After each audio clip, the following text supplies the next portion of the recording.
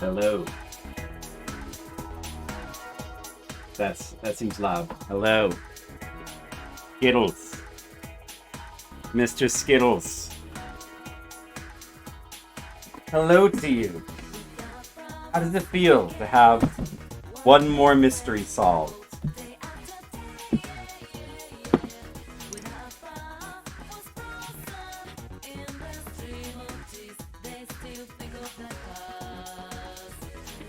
Someday all the mysteries will be solved. But until that day, I guess there will continue to be mysteries.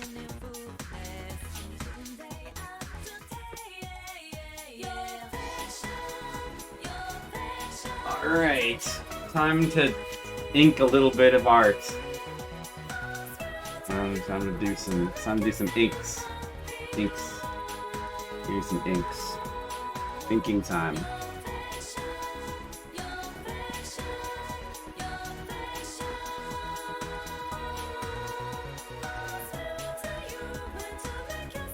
Arting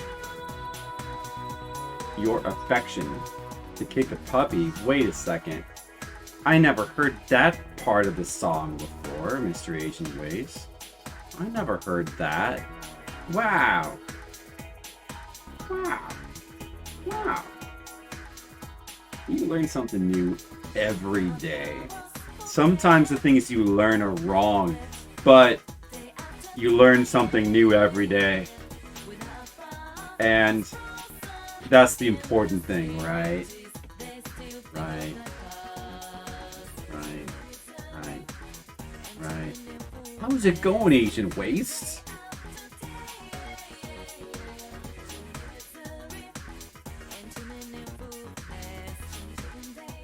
Yesterday, we finished solving a Super Famicom mystery.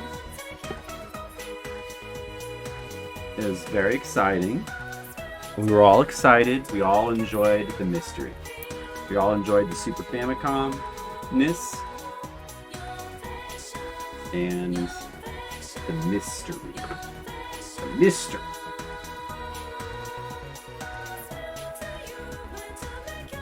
That's pretty good. And today, art. Just last week, 60 hours in the most amazing Amiga game ever, Enemy Tempest of Violence. It was amazing. And now some Turrican 3 music. Well, that can't be a bad thing. That can't be bad. That's a good thing. Hello, Monocule. How's it going? Do you like art? I'm drawing art. I'm doing art. I'm arting. I'm accomplishing art. Art accomplishing. That's what they call it. That's what the kids call it. Those kids are so clever with their words. I can't believe they came up with art accomplishing. Good job, kids. That was a good one. I don't like any of the other words that the kids came up with. But the one, a really good one that the kids came up with, art accomplishing. Like, that was good. I gotta hand it to the kids. Whoever thought of art accomplishing. That was a good one. The rest of the words, not so much, you know. That one's good, though. You always hear them say that, art accomplishing. It's like, man, I'm so sick of that. Stop saying that, guys. I mean, it's like everywhere. Right, Asian Ways? Police Quest 2. That's a game we could play one day, maybe, after we play Police Quest 1.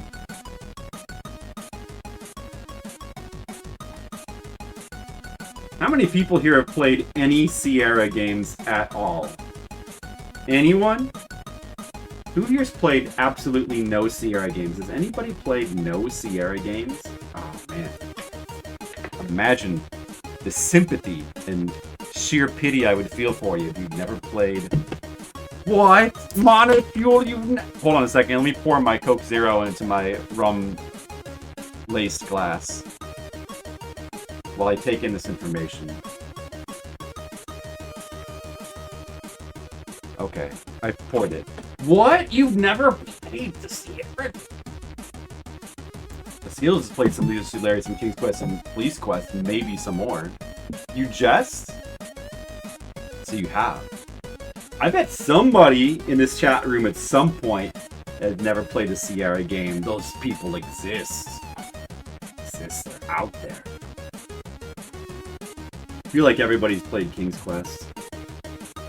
I mean, you have to. It's like a law. It was a law in the 90s that you had to play King's Quest. If you didn't play it, you would have to pay a fine. So most people played King's Quest. And it was worth it. Worth it. It's good. I really like, I started playing them with 4, and I really liked 4 through 6. 7, I don't know, I need to go back and revisit 7. 7 is a little weird, and then 8 is very weird because it's like a 3D game, but it looks kind of, I want to go back and play it. It kind of looks Kingsfield-y, even though it's actually third person. Never seen Star Wars. Is that for real? I'm less upset about that than not ever playing King's Quest, though. Or a Sierra game. Nah, have you... I mean, I know people, like, that's not so rare these days. A lot of people haven't seen classic movies. You should watch the original Star Wars, not if you want. Or were you joking about that, too? You should see. Why don't you just watch them, like, right now? Turn the stream off. I'm not doing anything important. Watch stuff. Or... have it on in the background and let us tell us your opinions. Watch the version where Han shoots first. That's the real version. It's good. They're good movies. I mean, they're still good. You know, you gotta go back and watch movies from the past. You know, that's what I used to be confined to not going pre-70s. Everything older than the 70s was just too old. But now, I like them. And you could too. So many movies. But then there's also so many video games, and you can't do everything. You just can't do everything. You saw in the theater, blew your mind? Okay. That sounds like the true story. What if you were like, oh, I never saw the original Star Wars, but I love the prequels. And the new ones are the best. That'd be out of control. Oh, Police Quest, here we go. Police Quest, interesting. Is this loud? Let me see. Is this loud? Nah, it's fine. Is this fine? Seems fine. It's a good volume. It's good volume. Yeah. No. I'm trusting this volume. I think this volume is good. I'm going to trust it. I'm going to trust that volume. Alright. I'm trusting it. It's like, maybe like a tad loud, but that's good. It's a good baseline. Alright. Well... so you guys have all played Sierra games, and you've all seen Star Wars. What haven't you done, huh? What's a classic video game you haven't played? Alright, guys. Name the most classic video games you haven't played. This is sick with video games. Forget about movies. It's probably easier to, like, to miss classic movies anyway. It just takes too long, too many. Yeah, your generation? What is your generation? Like 30s? I don't know. I'm just guessing. 40s. I'm 40s. But I have the brain of a teenager. A younger teenager, not an older one. I'm not mature enough to be an older teenager.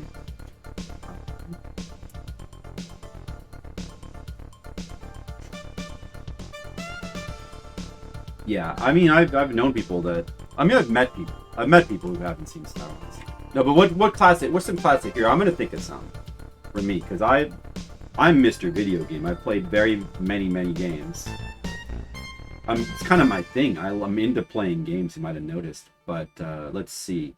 Just off the top of my head, I mean, it would mostly be like Western stuff, like popular Western stuff. But like Half-Life, I never played the Half-Life games. I mean, like obviously like modern stuff. Although I can say, like, I have played a little bit of, like, Uncharted and, like, Batman, Arkham Asylum. I never played Assassin's Creed game. You know what? Forget those don't count though.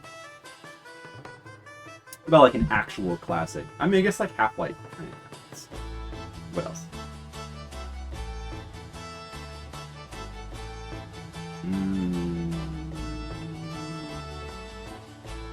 I mean, you know what? Oh, you know what I haven't? I've never played original Pokemon games. Like, not even like a tiny bit. Original Pokemon's in Game Boy. Not even a tiny bit. Those are some. I guess those would be kind of the classics. You're old but still younger at heart? I guess me too, I want to say. In some ways. I have the grumpiness of an old man, but the immaturity of a young man. So the best of both worlds. Who knows what game this is from? We should like name that song. Although I'd have to play it not from the song list, because you probably know the song list, and also I think there's a way to like just look it up. Guys, come on. What is some classic games you've never played? Give me some classic games. You give it away. 54. 54? Wow, really? Wow, that's even older than I am. That's cool. I mean, if that's, you're not exaggerating, right? Or that's okay. So I mean, like, assuming that that's for real, that's good, because like, it makes me happy that we have like people of spanning all generations. Well, I mean, I think we've had a few young people here before. Like, we don't have a lot of people that are under 30 that come here. I wish we had like a couple more. I think Demo's in her. Demo might be 40s. I don't. She's like I think she's in her 30s. But like, I think Nachos is in his 20s, perhaps. I think he might be in his 20s, and I don't know. There was a couple of people that were in their 20s. Almost as old. I mean, if you reverse the numbers, that is my age. All right. What is some other classic video game? I'm gonna tell you said that. I think she's actually probably closer to my age, but sometimes I take massive offense. Do you know what?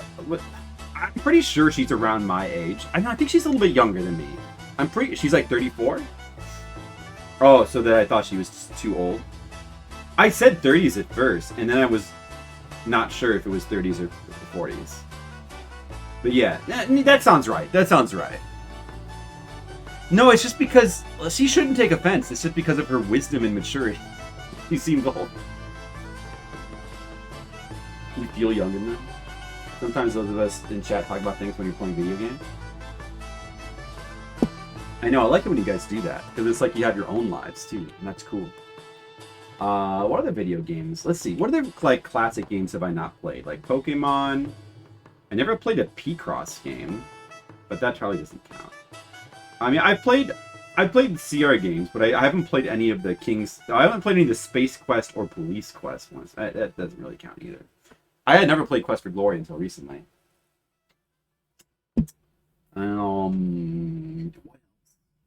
What else? Mega classics. Mega classics. I mean, there's lots of sports games I haven't played, but that doesn't really count.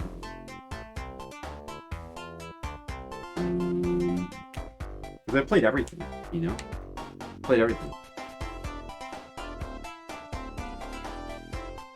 That's the problem. There's probably stuff on Genesis I haven't played. I never played, on TurboGrafx, I never played Keith Courage and Alpha Zones. I need to play that. Yeah, Pokemon, I mean, that's a major one.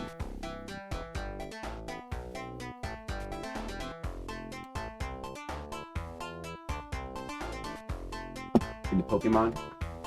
Yeah, I've just never been a big Pokemon guy. Never really. I've played the new ones, and I don't know, they're alright, but they kind of don't. They're okay, but they just don't really do it for me, to be honest. Okay, let's see. Alright, this page is good. Alright, I got 2 more of these pages to eat.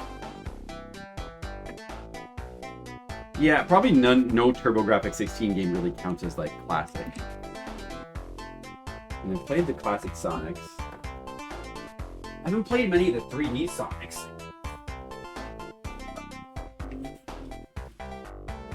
No, you know what? I just played everything. I played everything. I played all the important games, I guess. I never played Klonoa. You know what? You know what I haven't played? I haven't played Klonoa. PS1. That's one that like I do need to play. Play Klonoa. Dash.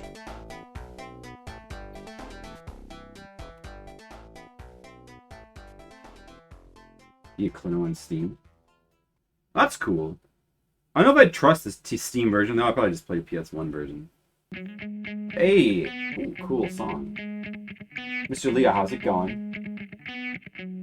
I don't think I ever saw you stream Klonoa. No, I missed that one, Skittles. Skittles, are your VOD still there? Like, can we go back and watch you play any of those games? Or did you, like, delete them all? How's it going today, Mr. Leo? I was just trying to think of... Well, I was asking the chat, people don't want to play along. What are some, like, major video games that you missed out on? Like, what are the most major video games you've never played? Maybe we should just go to movies. The VOD's expired, you gotta highlight them. That's why you gotta do highlights. But highlights never expire. You gotta always full highlight all your streams. Silly. Darn it, Skittles. It's basic Twitch stuff. Oh, I never played Pokemon Snap. Yeah, I never played Pokemon Snap. That's one I didn't play. I just got the Switch Pokemon Snap. I haven't installed it yet. I think I need to send my Switch into Nintendo because my Joy-Cons have like massive drift on them now. It's getting really bad. I don't know. I think you have to send them in when that happens. I gotta get that fixed. All the Punch-Out games, you know what you're playing them? Well, they're good, but yeah, they're pretty hard. I mean, I played Original and Super Punch-Out, and that's basically... I guess that's all I really feel like I need to... I probably would want to play the arcade Punch-Out at some point. I don't have much interest in the Wii one. You hate the Wii one? Well, I haven't tried it. I don't know how it is gameplay-wise. I just don't really like the look of the Wii one that much. Oh, the Mario Karts. Yeah, I played I mean, I haven't played all of them, but I played Super Nintendo Mario Kart, N64, Wii, and now the Switch one. I haven't played the original Animal Crossings, but I played some Animal Crossings. So, like, I don't feel like that really counts. You love everything about Punch-Out, including the Wii one. Not me, but I haven't tried to keep there.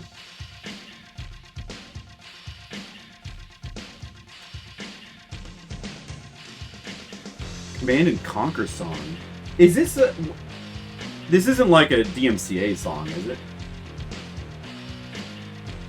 Oh no, I thought for a second it was going to be like an actual song, but this is just like an intro song. Okay.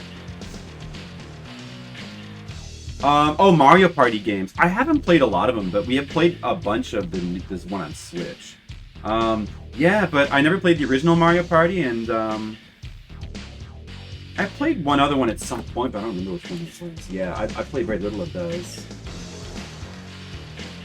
Just use it free. Well, I mean, as long as it's not like an actual song, they just stuck on this one. What else?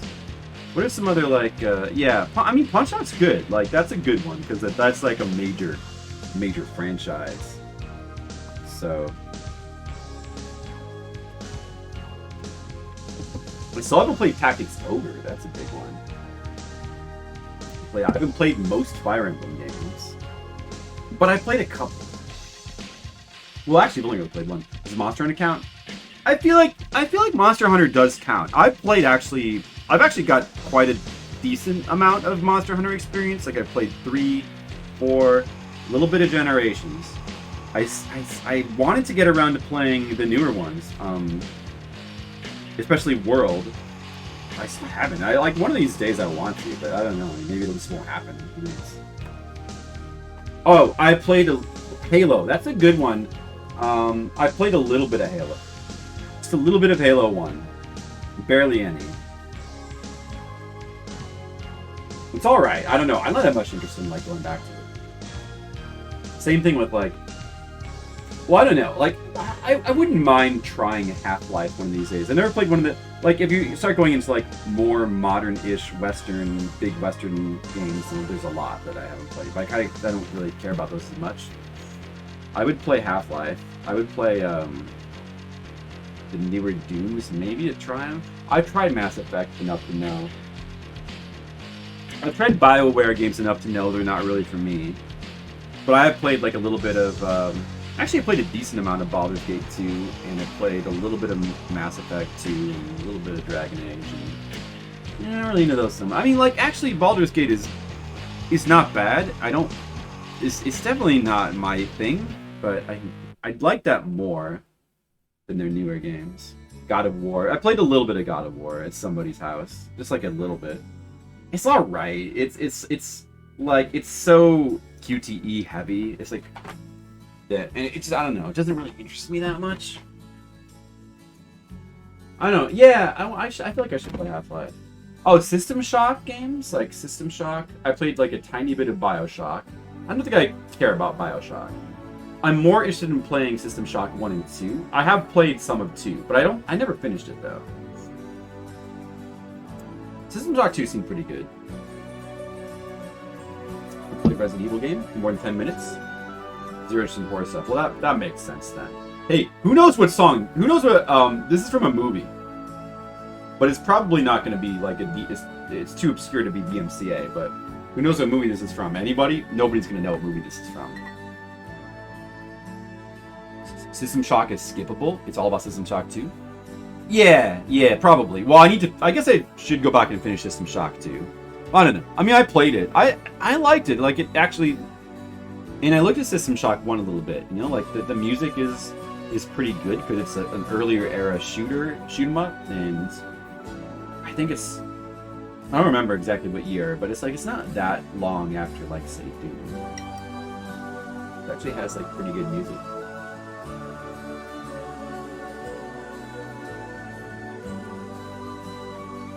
RE4. You know what, I played RE4, but I really want to try the Wii version. Curious about that version.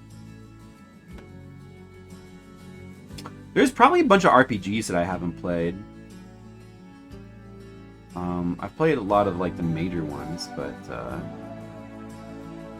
you know, stuff, all the ones that like never came out on Super Nintendo, like Tales of Phantasia. Oh, I never played it.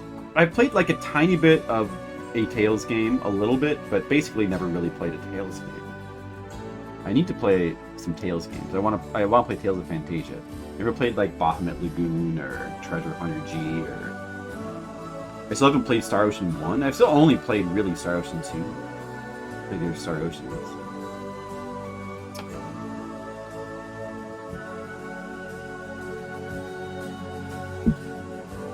Yeah, Skittles, doesn't like the Mana series. Well, we're talking more, you know, really we're talking more like franchises or series you haven't touched, or just not stuff that like you played and you're not really into, but stuff that like you just never touched.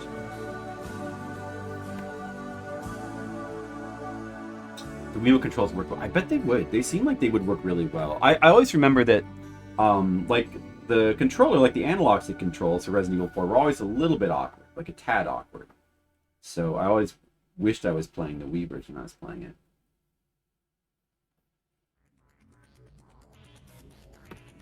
Oh, I put some Half-Life music in there. There you go. Lemmings. Oh, sure. I played Lemmings on Super Nintendo, but I also played some of the DOS one.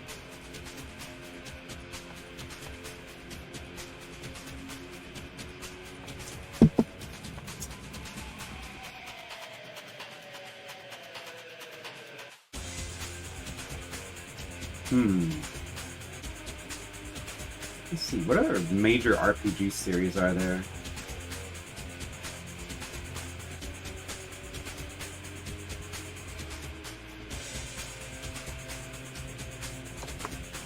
Those are some, I mean, it's a very particular battle system. Very particular, and it might not be to everybody's tastes. Secret of Mana games. Same thing with Star Ocean games too, but in a different kind of way. Final Fantasy. You never played Final Fantasy game? You should probably play some Final Fantasy games. They're good. They're very good. I mean, a lot of people like to bash the modern ones, but there was like a very big length of time where Final Fantasy games were like the most amazing games. They're still some of the best RPGs. I never touched World of Warcraft, although I have played a lot of the classic Warcraft games. And I played Diablo 1 and 2, and I played Quake and Doom and like all that, Duke Nukem. Like a little bit of Unreal Tournament. And I played some of the classic shoot-em-ups. I just don't really play the modern ones that much. Yeah, definitely start with the Super Nintendo ones. Those are probably the most classic Final Fantasies.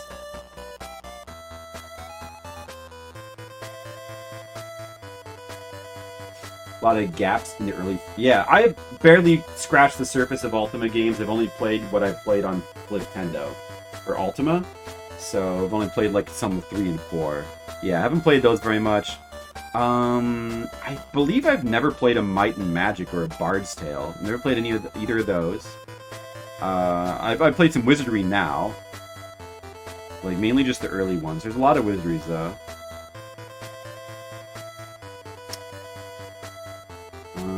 Played some Dungeon Master, played some Eye of the Beholder. I played a lot of the dungeon crawlers, actually. Got a fair bit of dungeon crawler experience. Want to get more. Want to play more Wizardries. Want to maybe, like, I don't know, play a couple of Might and Magics, maybe. This Cosmo Tank, alright, Mr. Leo. Might and Magic, 50 orcs attack you. That sounds good. Sounds good, Asian Nerds. Prince of Persia, you ever played those? Yeah, that's a major series. I've only played the original Prince of Persias. I've never played any of the 3D ones. So that's kind of one for me. I should probably at least try Sands of Time. I really wonder if I'd like it or not. I really don't know. Because, like, the stuff that people always kind of hype up about Prince of Persia Sands of Time is, like, the movement stuff, like wall running and stuff like that. Like, I got enough of my share of that from, like, playing, like, Jedi Souls, which is riddled with that kind of content, and I kind of don't really like it that much, because it's just, when it comes down to it, it's just kind of canned, scripted sequences that aren't really, like, that interesting gameplay-wise. I mean, it's fine, though, as long as it's using the level design in a clever way, but I wonder how much it is. It's a good gimmick. And then the other gimmick is that you can rewind time to, like, undo your mistakes. But, like, that, I don't know. I mean, like, in principle, I kind of don't like that, but I guess if it's done a certain way, combined with a narrative, maybe it'd be cool anyway. Which it sounds like it is. Yeah, I know. I've heard that about a lot of people don't like most of those Prince of Persia games, but everybody seems to like Sands of Time. Street Fighter. Oh, yeah. Street Fighter is, like, always my favorite of the fighting games. Yeah, I played a lot of the major fighting games. Street Fighter, Virtua Fighter, Tekken, Soul Calibur, Mortal Kombat, Fatal Fury, Smash Brothers. I played all of those. Some more than others. Because I hate Braid so much. I mean, really, the only reason I hate Braid so much is because the soundtrack, I can't stand the soundtrack. This is absolutely the worst kind of video game music to me. And that reason alone. I mean, otherwise, like Braid, I don't know. I did try to play a little bit, and I kind of didn't get the puzzles. Didn't get what... Because it is weird. Like, it was, like, one of those things where you couldn't really tell what you were ready for yet. Like, it seemed like you needed to upgrade your powers, and there'd be, like, puzzles, and you wouldn't know what you were supposed to be... Where you're supposed to be doing stuff. And the art style is, like, it's interesting. You kind of look like The Hobbit, which is...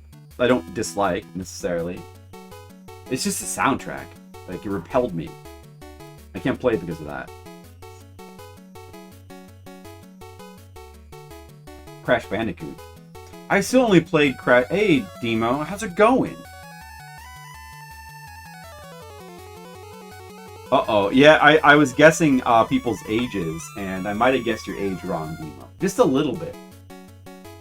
But I initially said I think she's in her 30s, so, and that's correct, apparently. I'm not good at remembering things. Also, the PS2 era mascot games. I've only played Crash 1, but I do really like Crash 1. I want to go back and replay Crash 1. I did not guess 50. That's not... That he's lying. What I said specifically was, I think she's in her 30s, and then I said, oh no, wait, maybe she's closer to my age. And then Skittles said, oh, she's gonna be very offended that you said that. 10 years younger should be easy to remember, in theory. Like, maybe if I were trying to remember, but I didn't know that I was supposed to be trying to remember that until just now. You seem so senile, out of touch, in your own jean jacket. That is completely fabricated. What I actually said was, the only reason I thought maybe she was like around my age is because she has so much wisdom. Go back and check the tape. I like watching Demo go mental for brain problems. One reason I come here. Demo supports my brain problems, generally. I don't think inability to remember anything in video games is a brain problem. It's just a brain reality. It's not even a problem. Inescapable reality. You're the youngest one here usually. I think Nachos is younger than you. I think. And there's a couple people. Yeah, Tam is one. There's a couple people that come around once in a while that I suspect are younger than you, but I don't really know for sure. Sharkwarp is young. Yeah, Sharkwarp is apparently young, but he only pops in once in a while. It's always fun to see Sharkwarp pop in, because it's always a surprise. Hey, when we were playing Undertale, for a brief moment, we had a ton of young people coming in. Well, not a ton. We had like a couple. You never played Castlevania's, Monocule? Oh, yeah, there you go. You gotta play those. I've played like most of the Castlevania games. Like, actually, most of them. It's pretty crazy. Demo, here's the question that has been thrown into the chat. What major game series have, like, what's the biggest, most major and important game series you've never ever played, never even touched? What are they, Demo? Tell us! We want to know. Monocule just said Final Fantasy and Street Fighter, and now he's saying Castlevania. You know, Demo recently got a kitten. Just says dogs. That's great, Demo. Wow, congrats. Hammer and Harry.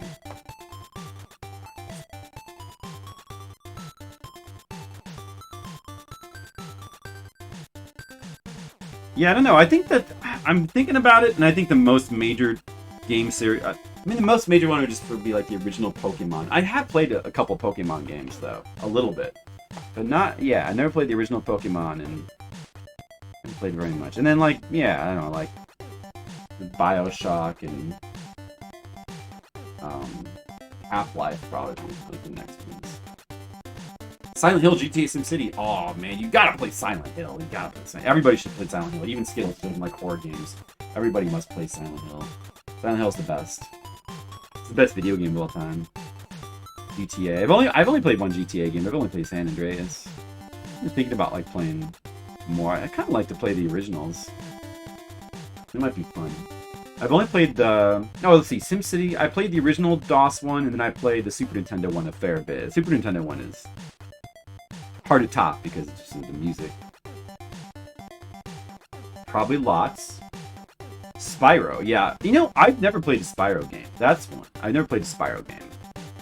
And I have a lot of interest. I've also never played, like, Ratchet and Clank. Some of those, or Jak and Daxter. Some of those, like, Euro-looking 3D platformers. I never played those.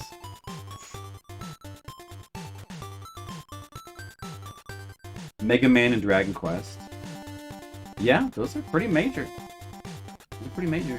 I have played, like, almost all the Mega Man games. Well, the mainline Mega Man games. So I haven't played an X game past 3. I really... Oh, no, I did play 4. I played that when I was young. Past 4, I haven't played them.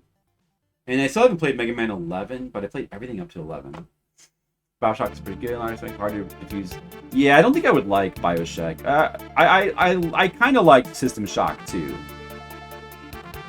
Wow, this sounds so much like a Final Fantasy song. This is Lufia. Nice. I would hate Spyro. I might hate Spyro. I don't know. It started on PS1, right? I maybe would like the PS1 Spyro. Or even PS2. That could be more from a safer era. I don't know. I'm gonna try them. Tomb Raider. Oh, you gotta play the early Tomb Raider game. Well, I guess you don't. I mean, they're really not for everybody, but man, I love the early Tomb Raider games. Yeah. Just dabbled in Kirby, Donkey Kong. Sure, well, you know, I mean, that's true for a lot of us. That's easier to dabble in. Yeah, I only like the new Tomb Raider games. I hate the original ones with like their level design and their complexity. Give me the new ones where you go in a straight line and mostly you spend the entire game shooting dudes, and then you get like a dour story of bland characters and their overly emotional and nonsensical journey through womanhood or whatever. Give me that. That's good. And I like that it has no gameplay except for shooting dudes. That's great. Those are like, that's what a good game should be. It should just be mostly like shooting dudes, and then try to keep the gameplay as linear and non-anything as possible. Like, I think it's a really good thing. Just so long as it feels like you're going through a tomb, or you're climbing like a thing and you're hanging on for dear life, even though it's complete illusion and it's just a linear path and you're just pressing the controller and moving in a direction. There's no possible way you could fall off the cliff you're hanging from, because it's just completely scripted sequence. That's good game design. All games should be like that. Alright, guys? It's good. I like that. I don't like the old ones. Man. You can, like... You have to actually explore, and you could fall off cliffs? That's stupid. System Shock. Yeah, I played System Shock 2 pretty recently. Well, a few years ago. System Shock 2 is pretty good. The Uncharted, the fake snap people. Yeah, or just fake gameplay. Basically all the gameplay except for the shooting dudes is fake. Kinda. I mean, like, the puzzles are just like, it just tells you what to do, right? I don't know. I don't have that much experience playing them, but they're kind of the worst. Uncharted games seem like the worst to me. Some people like them. More power to you. You like them, it's fine. So good. Donkey Kong game. Yeah, you didn't even spell it right, man. Well, Donkey Kong games are pretty good. Assassin's Creed. For that horrible trend. Was the first Assassin's Creed like that? Was it not Uncharted that started that trend? Dude was going ham. Yeah, another SimCity. Well, we were talking about SimCity. We were giving him ideas. SimCity's got wonderful music. Alright, guys. How about movies? Movies that... What are some very popular... What are some classic or very popular movies you've never seen? Everybody's got a lot of those. You can't see everything. There's gotta be some. Let me try to think of some. I mean, I still never, like, sat down and watched Casablanca. That's always one. I should probably do that, because that's always the one I think of first. Scarface I've seen. Great movie. Ever seen Titanic? I've seen that. I actually liked it, but it's not... Yeah, I mean, you could probably skip it. Ham is gross. It's really good fried, but like as a ham sandwich, not the biggest fan. Like cold deli ham, not the biggest fan. But fried, it's delicious, to be honest, I think. Can't spell well. You guys should have figured it out by now. Yeah, you know, it's okay. That's good, molecule. You know, I mean, it's just... Doesn't really matter. It's what you mean that really matters. Not, I seem to me you did growing up without Lost Boys. Yeah, Lost Boys was good. I've watched that several times. Ever seen Titanic? Yeah, I liked it, but I have no urge to go back and rewatch it. I liked it at the time. Any of the Marvel movies past like Ant-Man. I've even seen like a decent amount. I haven't seen any recently. Well, let's see. What's the most recent Marvel movie I've seen? What do you think? Maybe Thor 3? I saw the first of the third Avengers movie with the Thanos. I saw the first of those. I didn't bother to watch the second one. No, I saw part of it. They had it on TV and I saw part of it. Godfather. Yeah, that's a big one. Godfather's a big one. I have seen Godfather. You know, I've never seen Godfather 3, but I like 1 and 2 a lot. The first Iron Man, I think, is the best of all the Marvel movies, personally. Yeah, they're just all basically the same movie, Asian-wise. I've seen most of it except Spider-Man because he's dumb. I don't really... The new Spider-Man, the kid that they have playing him, I don't care for him. He's just really bland. And he just kind of has no personality. And I think I like the first one was okay because it had Michael Keaton in it. The first of the new Spider-Mans was pretty good because of Michael Keaton. Playing like kind of a really fun villain character. But the Spider-Man character is just bland and boring. Chris Evans. I like Chris Evans too. Remember Chris Evans in Scott Pilgrim? No, he's great in that. Good job on making... Don't bother with GF3. GF3? Godfather 3. Oh, yeah, with, like, Talia Shire playing the... I probably will someday. I don't know. Watch the Sam Raimi Spider-Mans. Yeah, I think those are good. I think... people like to make fun of the third one. I don't know. Maybe the third one is not good. But I kind of like that it's very strange, though. I'll take that over the bland new Marvel movies any day.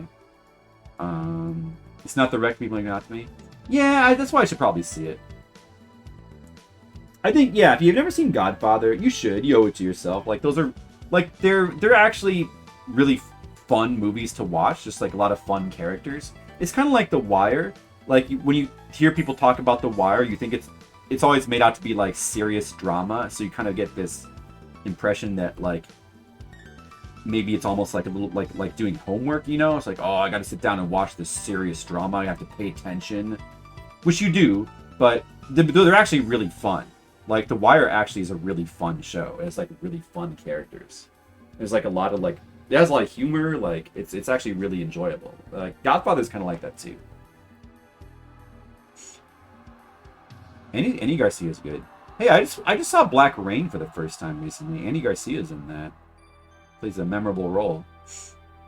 Robert Duvall, as originally scripted. Oh, what are you talking about with that? Robert Duvall is great. Vincent with no filter and compromising. Oh, yeah? Oh, I didn't know about that. That could have been cool. What is this? Elevator Action Returns? I need to go back and finish that game one of these days. That game is awesome. Remember we tried to play through Elevator Action? That was during a very early set of arcade streams. And you get infinite continues, but if you like happen to get the bad ending, then you're stuck. You have to start the game over, which is what happened to me. The game's awesome, though. It's amazing. Elevator Action. Everybody should play Elevator Action. What else? Let me see. What? God. I've seen a lot of movies, is the problem. So it's hard for me to think of any like super major, like really huge, well-known movies. Like I don't know, like Gone with the Wind. It's always the old ones that I like haven't seen. Like Gone with the Wind and Casablanca. I've never seen. I've seen Psycho. I've seen Citizen Kane. Of like the major old movies, I've seen Nosferatu. Get Low with the bomb. No, I haven't even heard of that. What else? I've seen some of the major 70s movies, like French Connection is one of my favorites. What else? The Conversation. I need to see, what is that one? The Stakeout? I need to see that. Oh, I've seen some of the major, like, Jack Nicholson movies, like One Flew Over the Cuckoo Nest and Six Easy Pieces, is that what it's called? I've seen that. Oh, and Chinatown. The movie's good. Maltese Falcon. Oh, did I see that? I can't remember. I feel like I did watch the Maltese Faction. You know what? I think I might have seen that recently, but I can't remember. No, I did. It's just I didn't remember if it was the Maltese Faction or like a different. Yeah, no, I did see that. That was good. What if that's like is it like a 40s? I think it's black and white, right? It's like 40s. Ben-Hur. Oh, you know what? I don't think I've seen Ben-Hur. I've also seen like most Kubrick movies. I've seen most Spielberg movies. I've even seen that original weird TV movie he did, Duel, which is awesome. It's like one of his best movies for Spielberg. I've seen a lot. There's a couple like Paths of Glory, and there's a couple weird old Kubrick movies I haven't seen, but I've seen most Kubrick movies. I've seen like almost every Carpenter movie. There's like a couple of those I'm missing from my brain collection. So yeah, I used to be like really big movie buff. I mean, I still kind of I've faded a little bit, but I mean, I'm still there's a lot of movies I want to catch up. Yeah, I've seen a lot of movies.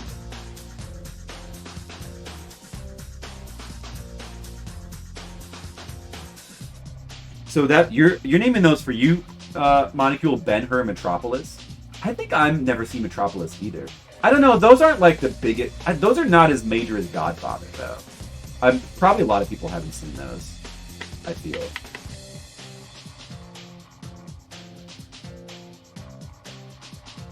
A lot of older. You think you've seen a lot of older classics? You probably have seen more than I have. There's a lot. You know, I haven't seen a lot of Hitchcock movies. I've only seen a couple Hitchcock movies. I think I've seen Rear Window, and I've seen maybe some of Vertigo, and I've seen North by Northwest, and that might be it that I've seen for Hitchcock. I think I've only seen. But I mean, like that's. I mean, I've seen some. I can't. It's not like a major. I guess I've seen basically like. I know I've seen Psycho. I've seen mostly Kurosawa. I've only seen a couple Kurosawa movies. I've seen Seven Samurai. What's that? Stray Dog. I've ever seen that. Strangers on a Train. You haven't seen Abyss? I just rewatched Abyss maybe like a year or two ago, and it still holds up. Still really good movie. I was curious because I hadn't seen that in a long time. I like completely forgot that movie, but Abyss is really good. Yeah, you should see that. But that I don't know. Like these days, I don't think that's not like a mega classic. Like that's not like a as far as like what's his name? I'm blanking on his name. You know that guy. Terminator dude. As far as he goes, and you know, as far as he goes, like basically you need to see just Aliens and Terminator is really those are the major ones. I mean, you could probably get away with like Abyss would not be above Alien or Terminator. Well, he did Aliens and he did both Terminators. Alien 1 is Ridley Scott, and it's probably one of Ridley Scott's best movies still.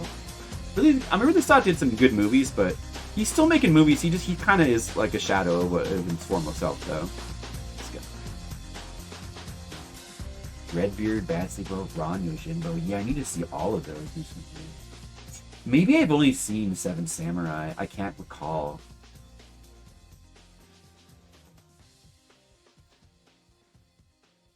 You weren't really into North or Northwest or Vertigo?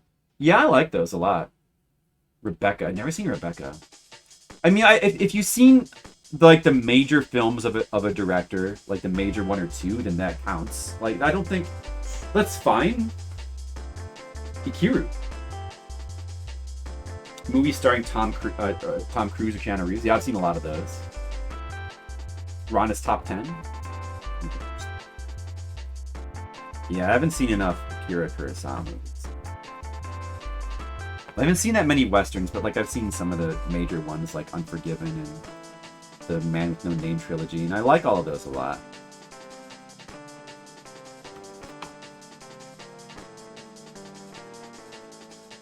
You guys have seen some Kurosawa, huh? Or at least Mr. Leo is pretty good. Well, what are some other, like, okay, let's go over, like, a list of, like, the most major movies. Like, Godfather. What about Goodfellas? Have you guys all seen Goodfellas? That's super major. What about, like, let's see. Scorsese movies? Pretty much you need to just see, like... Well, he's not... The Godfather is, what's his name? That's not Scorsese, that's,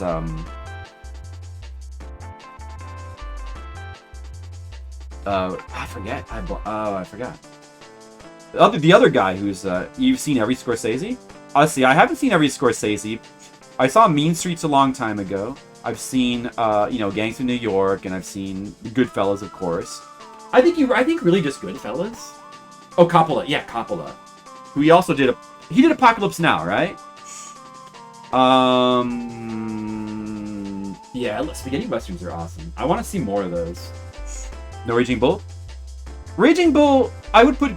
Okay, as far as, like, movies you need to see, really just... It's kind of just... Don't you think... Goodfellas? Really? I mean, he has, like, a lot of good ones. I've seen Mean Streets, Casino. Raging Bull is good. Raging Bull is very good. It's a very good movie. But I don't think that's... It would probably be like next somewhere. It's considered his opus.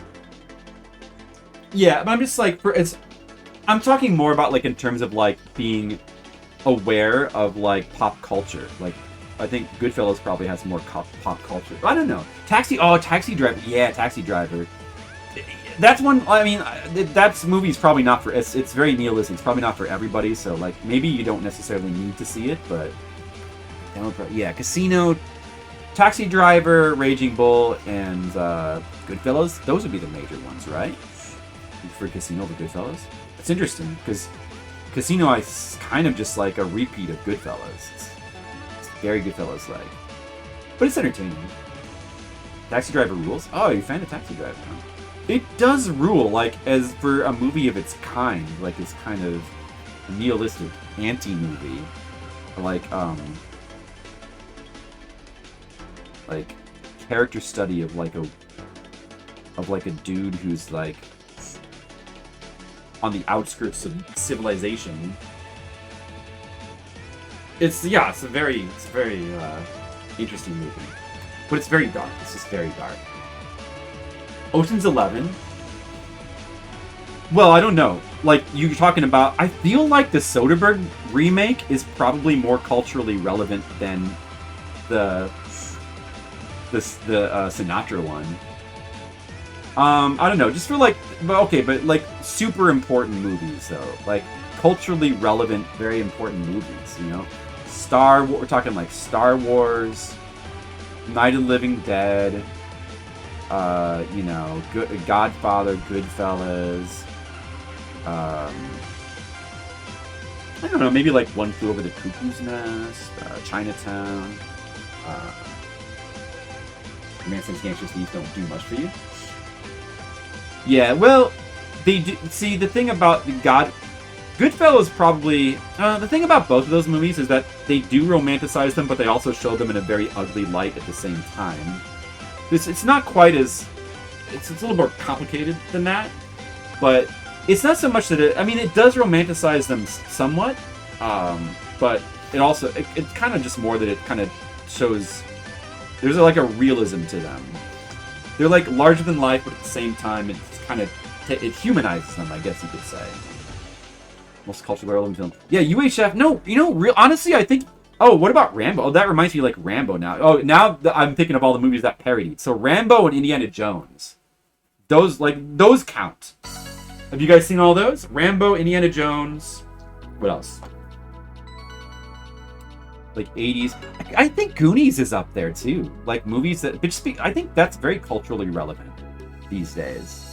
I think everybody should have to see Goonies. All those movies I mentioned. Rambo series cracks you up. You should have to see like at least 1 and 2, I think. I mean, Rambo 2 is hilarious and like how out of control ridiculous it is. But it's very, very entertaining. It was written as anti-war. I know, it's one of those movies that's like very what it's trying to do, what it's trying to say, is very silly because it kind of violates its own premise or whatever. But But it's super, super entertaining, and it's not at all serious in any way. So it kind of doesn't really matter that much. It may as well be a comedy, like an action comedy. Ooh, RoboCop? RoboCop Total Recall? Those? Predator? Yeah, those. You guys seen all those? Those are all, like, major movies. So now we're like, that's like, there's a fair amount of, like, 80s ones that are, like, super important, like, culturally relevant. I don't know, like, for comedies, I think UHF, like, Animal House, probably. For, like, Bill Murray comedies. Oh, Ghostbusters. Yeah, Ghostbusters, Goonies, Animal House. You gotta see all those. Karate Kid. Karate Kid, maybe, could be in there. That could be in that Karate Kid. You gotta see Karate Kid. There was a lot from the 80s. And then you like Matrix.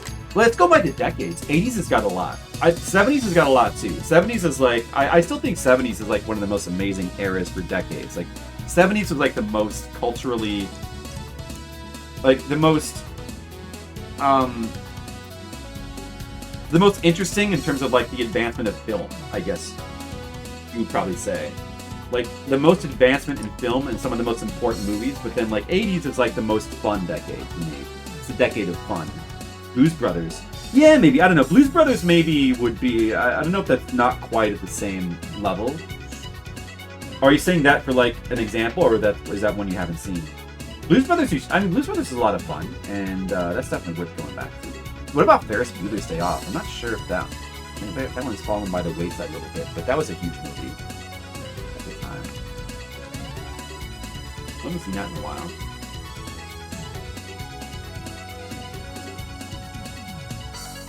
The same makers. Oh, Karate Kid. Yeah. Well, yeah, that would have been a good ending. But it works the way it is.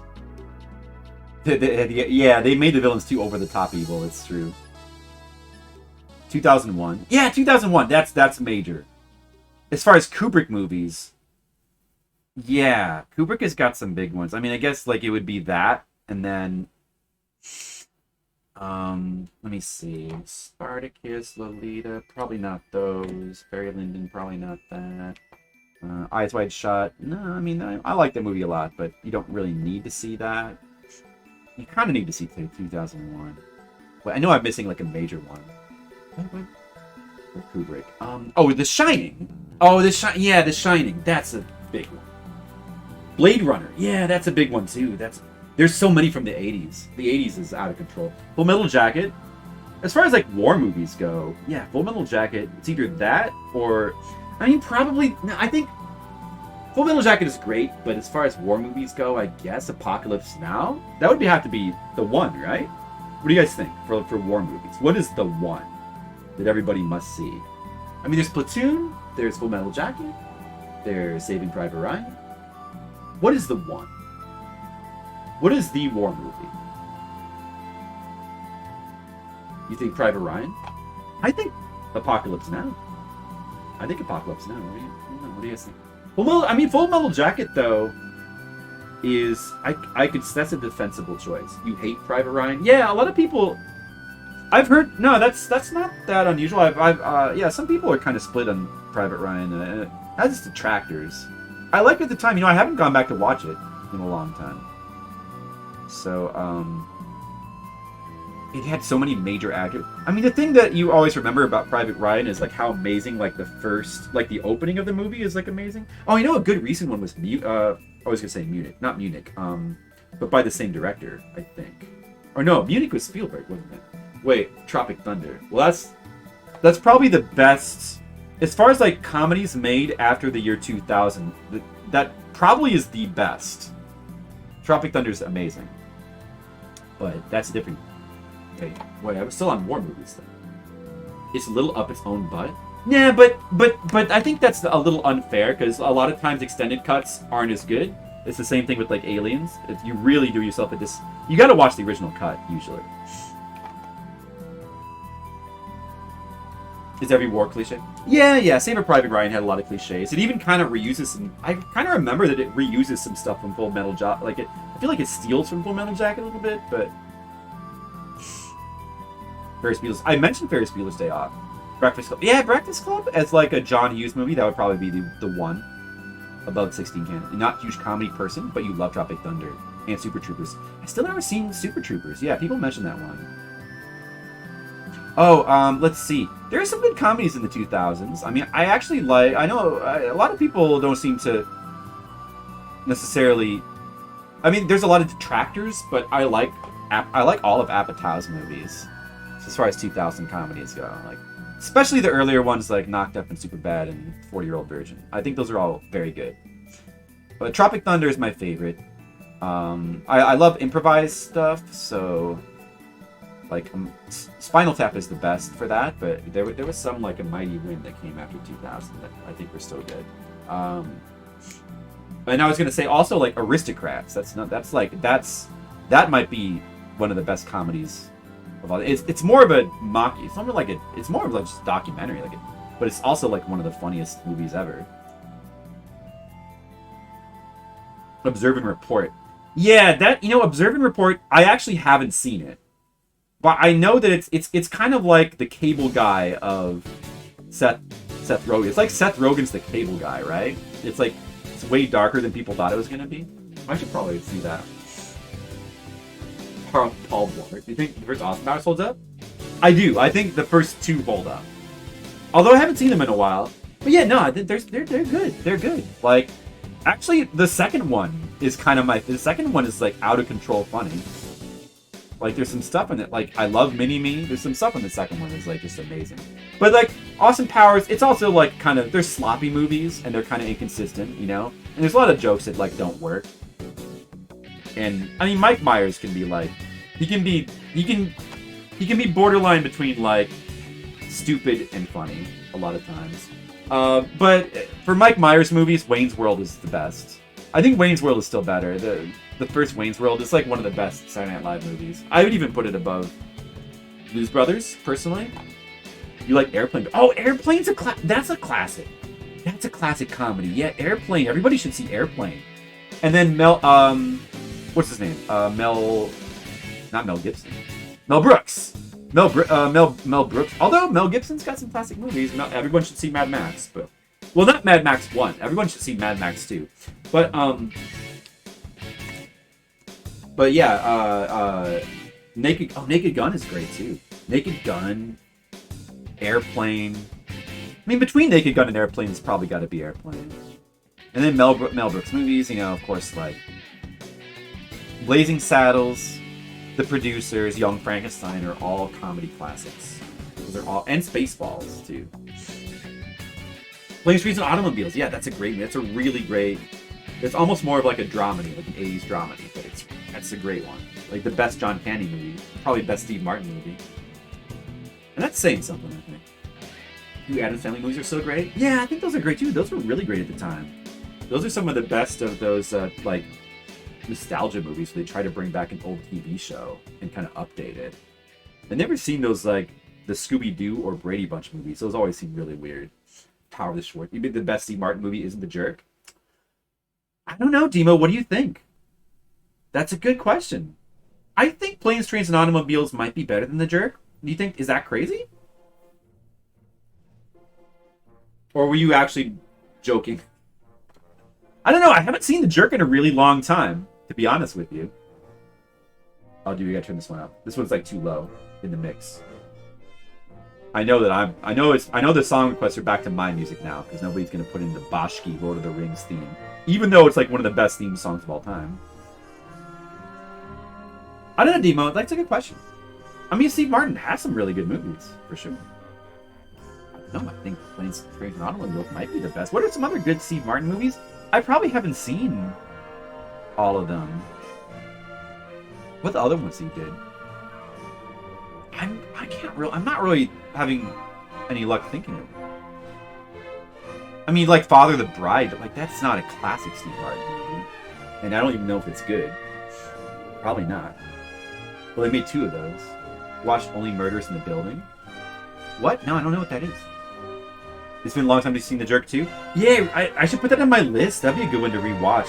What are some other? I know he has other classic movies. What are they? Steve Martin is awesome. I love Steve Martin. Like his like His stand-up comedy is like still some of the best stand-up comedy. I mean, Carlin is always my favorite, but Rick Pryor is amazing, and Lenny Bruce. But Steve Martin, you know, he's up there. I think he's amazing. His classic comedy routines. And like his Saturday Night Live stuff, some of that's really good. He's awesome. This new Steve Martin and Martin Short. Now Martin Short is a guy that like is a little bit more hit and miss for me, but I think he can do funny stuff. Oh, what about Three Amigos? That's another Steve Martin's in that. I don't know if that's so much a classic Steve Martin vehicle though, but that's like got Martin Short.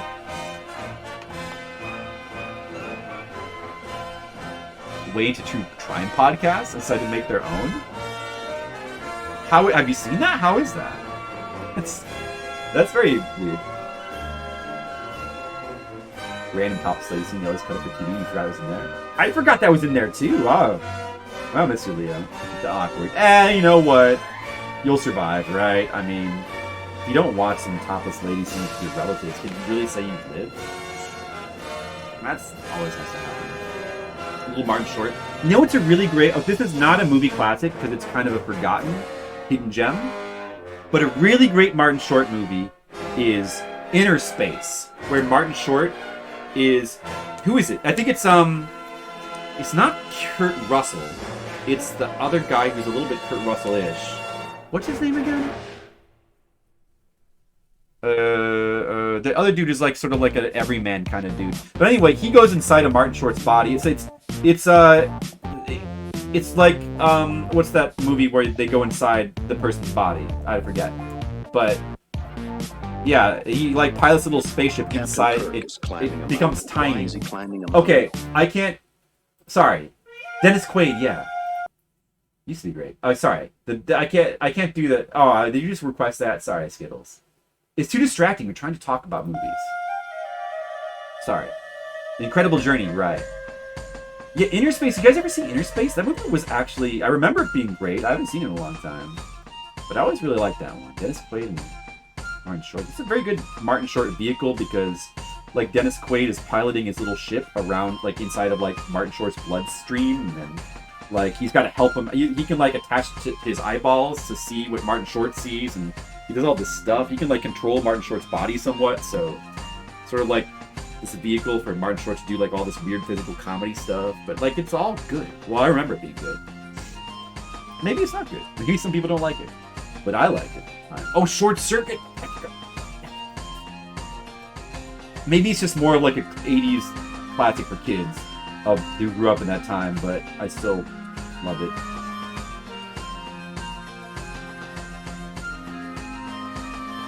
Yeah, I don't know. There's got to be more Steve Martin movies, but I can't think of any. Well, yeah, so there's classic comedies, there's classic war movies, a lot of classic mafia movies, a lot of different categories. A lot of categories to go on. Worth watching, you call Altered Space. Yeah, no, I've seen Altered Space. I've seen a lot of movies. So it's actually, I think it's a little harder to get me on this question, but I'm sure there's some. The Altered Space was interesting. It's a little dry, but I enjoy. I think it wasn't that. Scanners? I haven't seen Scanners in a long time. I think I saw the first two as a kid, and you always remember it for like the head exploding scene, which is the best part of the movie, and it's right at the beginning too. It's kind of a shame that the whole movie's like downhill after that. I always used to like it has Michael Ironside. I think he's the guy whose head explodes, but he looks a little bit like Jack Nicholson, so I used to think that was Jack Nicholson, but it's not. It's fake Jack Nicholson. It's Michael Ironside.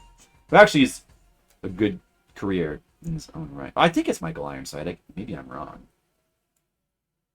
Yeah, but those are not classics. Those are not... Scanners is more like a cult movie. This is... Okay, I better turn this down, because that's probably way too loud. Sorry. It's probably way too loud before.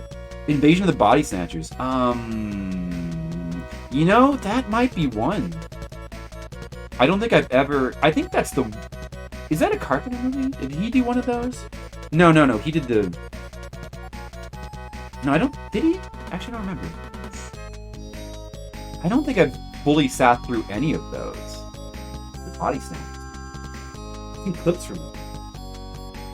I don't think I've fully sat through any of those. Those are ones I should go back. Speaking of fake Jack Nicholson. The Man's Head in the Dog's Body. From which one? Like the 70s one? Which is the best one of those, too? Is it like the 70s? I'm Jay Sherman, and this is Coming Attractions. Tonight, we'll be reviewing A Few More Good Men, starring Jack Nicholson, who co-stars Christian Slater and William Devane. A Few More Good Men. It's funny because, like, they've done so many things that are essentially just that. Like, they did, like, another War Games, and they did, like, you know... What was that with the Harvey Keitel, another Bad Lieutenant? I want the truth. You can't handle the truth. I can handle the truth. The truth is you talk like me, you act like me. You don't have an original bone in your body. That's a freaking lie. Could the stenographer read that last part back? What am I, a freaking minor bird? Heh. We'll also be looking at Tim Burton's latest film, The Nightmare Before Hanukkah.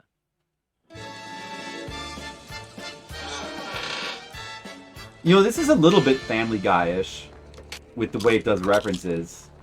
Excuse me, is this Hanukkah Town? No, it's the Vatican, and I'm Pope Shlomo. I mean, that's actually... I mean, the animation there is like a nice touch, but...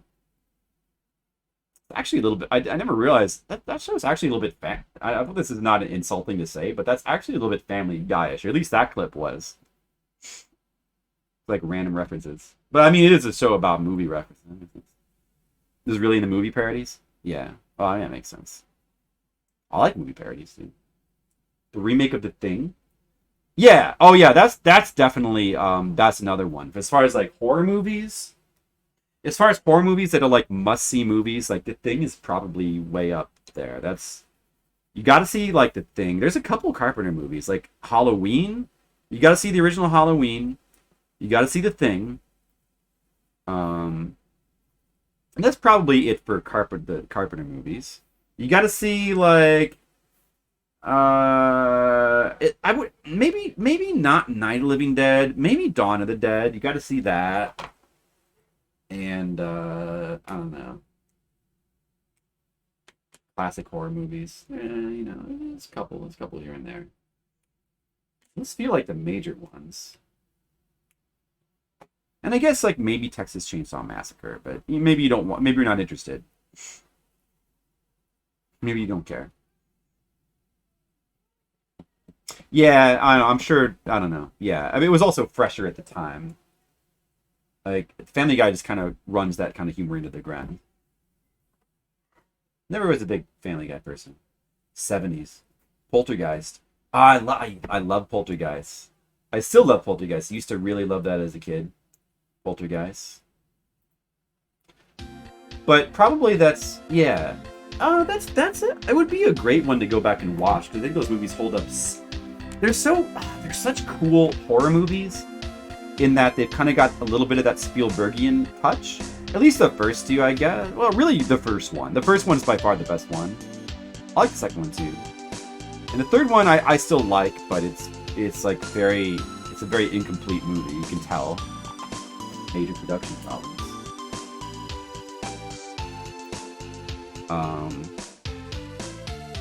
Poltergeist is like a really good recommendation of a movie to go back to and watch, because it's like wholesome. It's got the wholesome Spielbergian. Oh, there's also like for Spielberg movies, there's like Close Encounters of the Third Kind. But yeah. But really, Indiana Jones, that's the one that everybody should see. Oh, Back to the Future. Oh, we didn't even mention Back to the Future. That's probably one of the most important American pieces of cinema, I would dare to say. Back to the Future. So good. Everybody has to see that. If you don't see Back to the Future, you have to turn in your humanity card.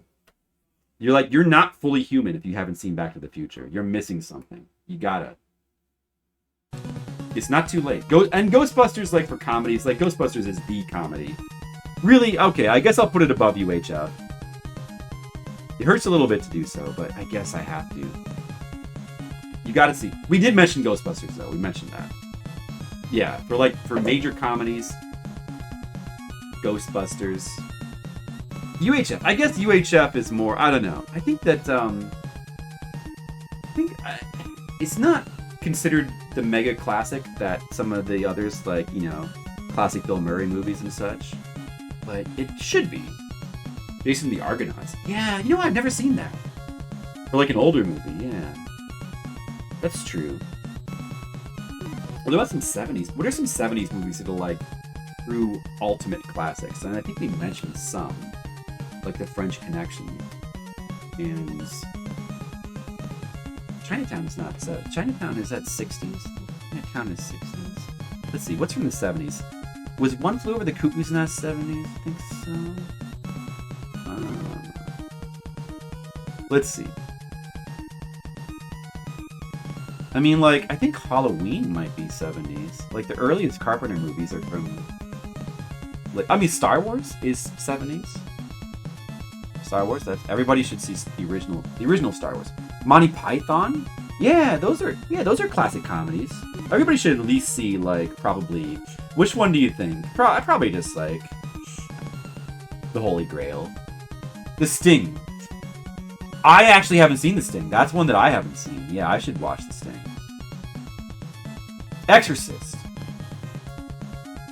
Is that 70s or is that 60s? No, that probably is 70s. Yeah, that's 70s. Jaws. Jaws is 70s. Yeah, I believe that's like 77. I think that might be the same. I think that might be my birth year. Oh, you know what's a good one? I don't know. You guys maybe haven't seen it, but like it was a mega hit at the time. It's kind of fallen by the wayside now. In the 70s, but Smokey and the Bandit. That movie is amazing. That movie is extremely entertaining. Everybody should see Smokey and the Bandit, I would say. Mega, and it's the same year as Star Wars, I think, too. I think it's 77. 77? I think that's right. Ralph Bakshi movies. Like, of the Ralph Bakshi movies, I guess I would say... Which one is the one to see? Like, I love the Lord of the Rings, but not everybody loves that as much as I do. Probably Wizards. I don't know. Do you think Wizards would be the most... I mean, you know, there's like Frisk the Cat. It's like X-rated cartoon. That's pretty interesting. But I don't know. Bakshi is kind of an acquired taste, so I don't think... No matter what one you try to recommend, some people are just not going to like his stuff. Smokey and the Bandit, thumbs up, thumbs up. It's such an entertaining movie. Everybody, I bet some of you haven't seen that. Jaws, everybody should see. You think his opus was American Pop? Ah, that's interesting. Because you know what? I don't think I've seen American Pop. I might have seen that when I was really young. I don't remember. But that kind of doesn't count. MASH. Yeah, I know that MASH is a movie, but I kind of think of that more as just being a TV show, though. And is that 70s? I guess... Because the TV show would be 60s, right? Will you borrow the DVD? Yeah, I'll watch that. I still need to complete... I haven't seen all the Bakshi movies. I really want to rewatch Fire and Ice, because I haven't seen that in a really long time. Yeah, I did rewatch Wizards. That was great. That was really great. You dislike Cary Grant. You understand why anyone think he's a good actor or charming? I don't know. What has he been in again? Maybe I'm not super familiar with Cary Grant. Well, he's in like Casablanca, right? But I haven't actually seen that. I should probably see it. What else has he been in?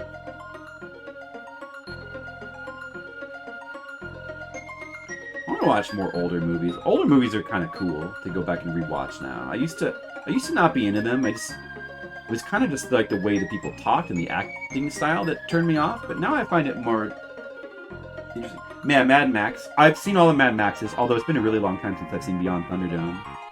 But which I think is probably still the weakest one. But my favorite is still Road Warrior. Fury Road is an amazing movie. Like, it's probably the most... Like, I would put it down as the most amazing movie from the 2010s. I'm sure there's some other really good ones from the 2010s. But the early part of the 2010s is kind of a shitty decade for movies. Because the later part of it really sucks. That's when things really started to marvelize. But the early 2010s, I remember having some good stuff. Original Planet of the Apes. Yeah, Original Planet of the Apes, sure. It's a good one. Zero Range. I mean, that's if you find the actor. See, the thing about that is if the actor is charming, then it's kind of okay, though. Superman. Oh yeah, the Richard Donner Superman is great. Got a great theme song. Superman 2 actually is probably the best one. Rocky Horror Picture Show. Yeah, that movie's great. I love that movie. It's great songs. You should see that. It's a lot. That's a very entertaining movie. It's a lot of fun. Very weird, but you kind of know that going in. Boy and His Dog? I don't even know what that is. Saturday Night Fever. I haven't seen that in a long time. Travolta movie, yeah. Probably good. You like musicals? Well, it's fair enough. I like some. Kind of depends on the music. There were a lot of The Apocalypse and some Desert Dune movies in the 70s. Yeah.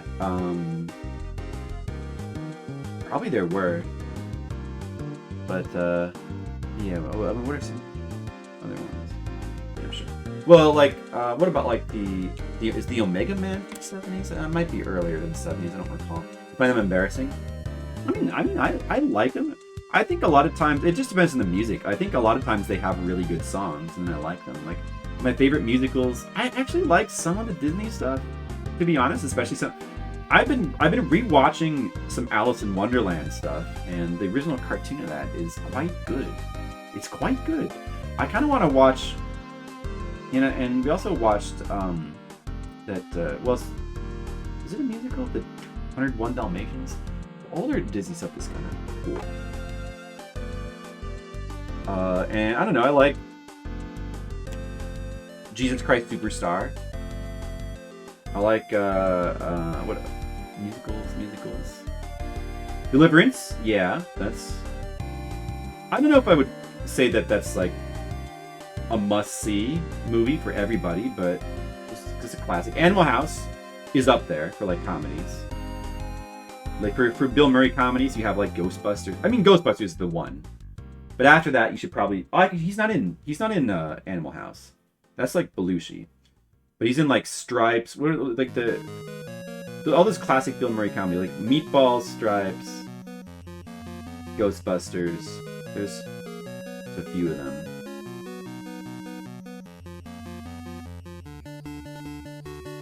Mel Brooks. Yeah. Oh, that's true. Like Young Frankenstein would be from the 70s, right?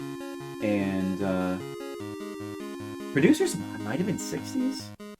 I think that was his first movie. Or it was an early movie, but like, yeah, Blazing Saddles, that would be 70s, I think. Caddyshack, right, Caddyshack, that was the other one I was blanking on. Yes, Caddyshack. That's a great one. Caddyshack is great, it holds up.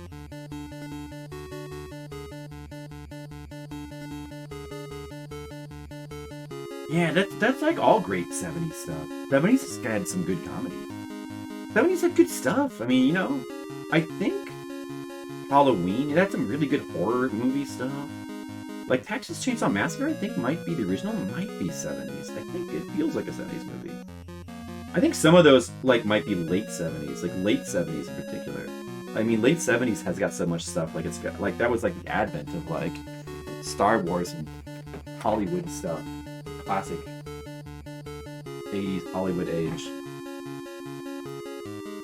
Machino's Rise in the 70s, yeah, stuff like Dog Day Afternoon is in the 70s, and that's a very good movie. And like Scarface in the 70s, right? I think, or that might be early 80s. Somewhere around there.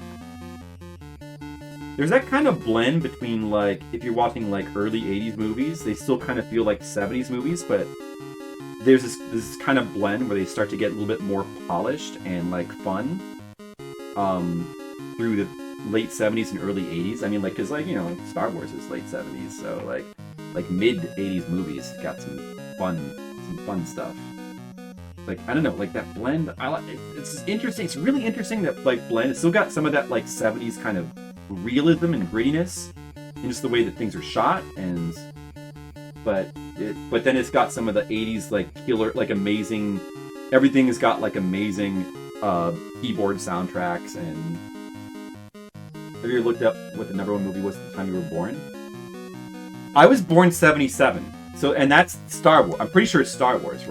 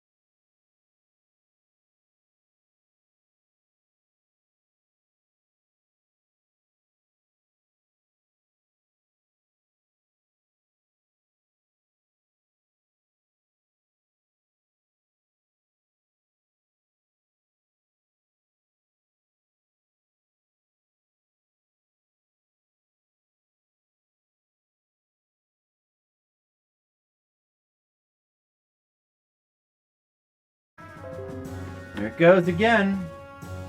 There it goes again. There it goes again, guys. Well, I guess the thing that you know, it's funny because I believe on the last stream, after I made that change, I think it didn't disconnect. Well, I could be wrong about that. But, oh no, no, did it? I don't remember. But,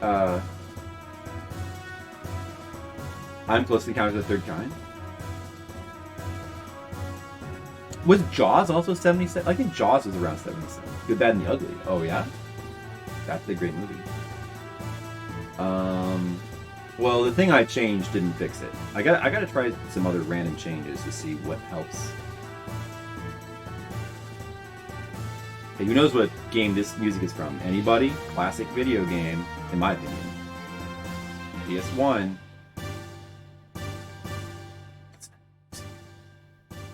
Jaws was 75? Oh, okay. 2 years before I was born. Well, I knew it was... Wow.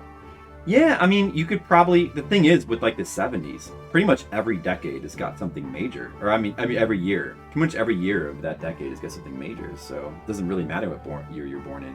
80s, too. Like, if you were born in the 80s, chances are you were born the same year as, like, some major stuff. So many classic movies.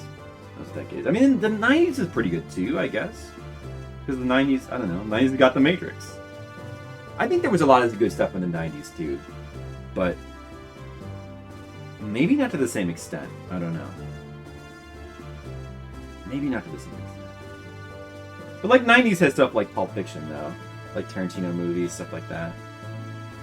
I remember like for a little while, everything was trying to be like Pulp Fiction.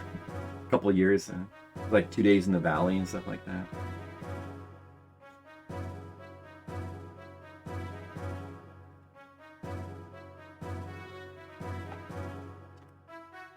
I pretty much finished this page.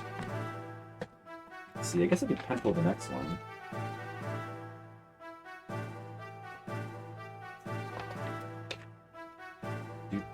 Oh yeah, I asked this question as I was being disconnected. Does anybody know what game this song is from?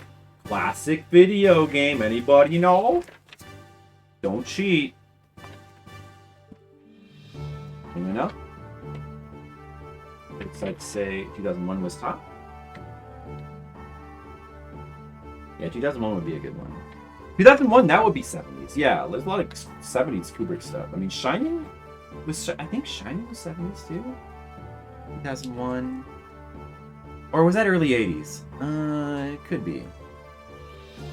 Some of his movies in the 70s.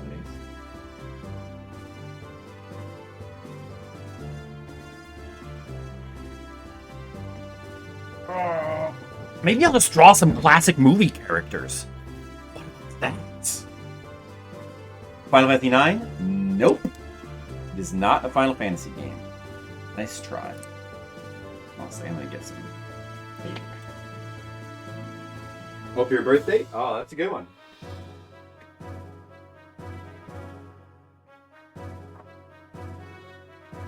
I love classic movies.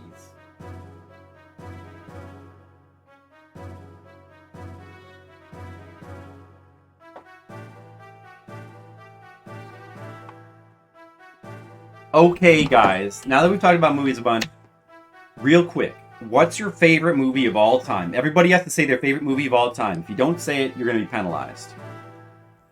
Hurry! You shouldn't guess, you never remember music. It's from Xenogears, yeah. How many of you guys have played Xenogears? You know, that game is really good. Play it.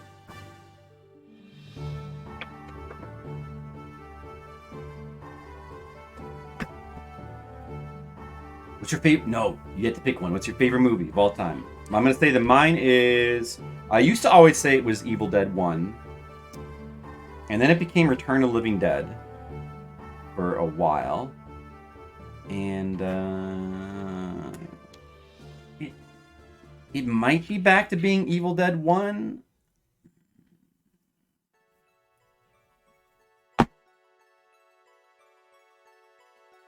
But it's really... I will go with Return...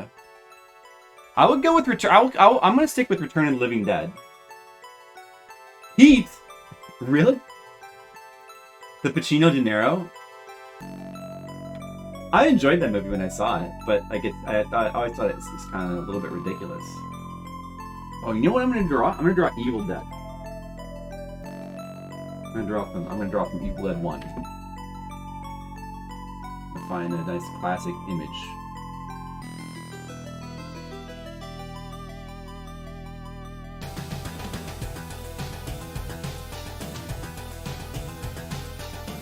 Well, actually, I'll use an image from Evil Dead 2. Close enough. Think About Things Different was Matrix 1. Yeah, I loved Matrix 1 at the time. I remember, like, one of the reasons why I liked it was because to me, it seemed like a live-action anime, and I just thought that was, like, the most amazing thing. And then, you know, of course, like, later on, it got an actual anime. But I still really like it. The other movies I don't like as much. Why you disliked it? You had a hard time? Yeah, I'm sure that must have been tricky.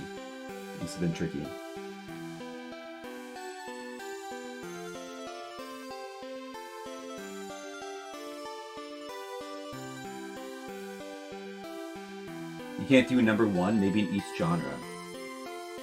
Okay, pick a genre then. What's your favorite genre, and then pick that movie, Skittles. How about that? Wait, why can't I open this image in a new tab? Oh, there we go. Yeah, I'm gonna draw realistic. Gritty realism. You write a thesis on it? Dismiss that opinion as impossible? Willfully. You hipster. Asian waste. You're just a hipster. They wouldn't have said that then. They would just call you an idiot, probably. And nowadays to be like, oh, you hipster. You're just trying to be a contrarian for the sake of it. Nobody could possibly dislike the Matrix. You must be an idiot. John Wick, to help you put into words. What were those? Are you going to tell us your thesis now?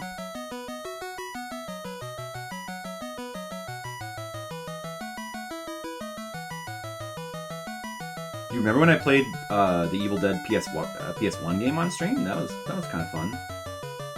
I kind of like that game a little bit. I want to like it, even though it's kind of bad in some ways. Johnny Depp turned down the role of Neo. Oh, that would have been interesting. That would have been interesting. Who knows? Yeah, like there's so many like ones where,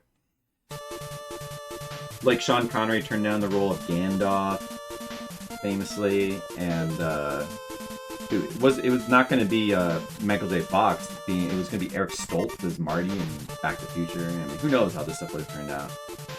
Maybe they would not have been as good movies. Probably not. Who knows? Yeah, so you know what it was? You know what happened, Skittles? He did request it originally for like an hour, and I played it for like an hour for Dan. And then I decided to go back and play through the whole thing for Horror Month. So that was not on Dan's dime, the actual full playthrough. But he did kind of get me thinking about it, so probably he's responsible. Seemed like a good PS1 game to play through. Like, that was, like, we were doing a lot of PS1 games at that time. I want to go back and do more PS1 games, because there's still a bunch that I still want to play. Hell Knight was really interesting. I really liked that game. But,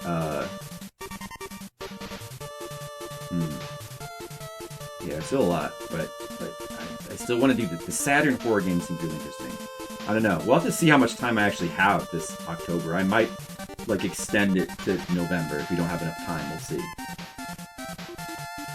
A good action scene has cadence will be Matrix to be littered with the sin. Okay. I see. Well, I can't say I really agree with that, but I see where you're coming from, I guess. Sequels did that even worse. Yeah, that's not... I don't think that's really my problem with the sequel per se, but maybe there's more things about how the Matrix spends its time relaxed instead of showing concepts. it does do that a lot, but I mean, to be fair, I feel like it kind of has no choice based on its premise.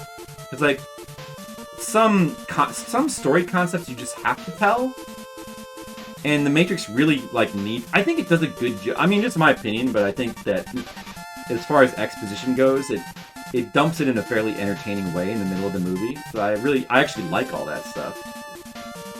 But that's just me. And the sequels are boring and frustrating. I felt that way much more about 3 than 2, Skittles. I don't know. I feel like 2 is still doing some stuff that was creative. I mean, my thing with it, as long as I mean, the action scenes were still technically well done. They put a lot of money and time and effort into them. Like, Matrix 2 has a lot of cool stuff, and for the time... I mean, like, Matrix 2 now, if you go back and watch some of this stuff, it's not as cool as it used to be. I don't know, like, the freeway chase is still pretty exciting. Like, a lot of that stuff was, like, done with, like, real stunts, and, like, it's still cool. But the fights do get a bit redundant towards the end, for sure. Am I drawing Mikhail Gorbachev? Yeah, this is Mikhail Gorbachev. Got it in 1 skill. It's nice. I don't know. I'm just going to draw this person, and then you guys see if you can guess who it is. Do that. Why is Alien Predator good? Lack of exposition. Yeah, but also Alien and Predator have much simpler concepts where you don't need as much exposition. Alien still has exposition, though. And Predator. Like, Matrix has, like, it has all these rules and stuff that are relevant to the plot, which it really kind of has to. I don't know. I don't see how you could do it without that stuff. I mean, it would seem tough.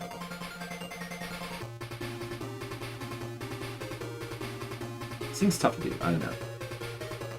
Concepts are very complex. Just to figure them out already. What, in Alien Predator? What was complex about them, though? I mean, Alien is just basically a monster in the ship. It kind of doesn't really matter what it is.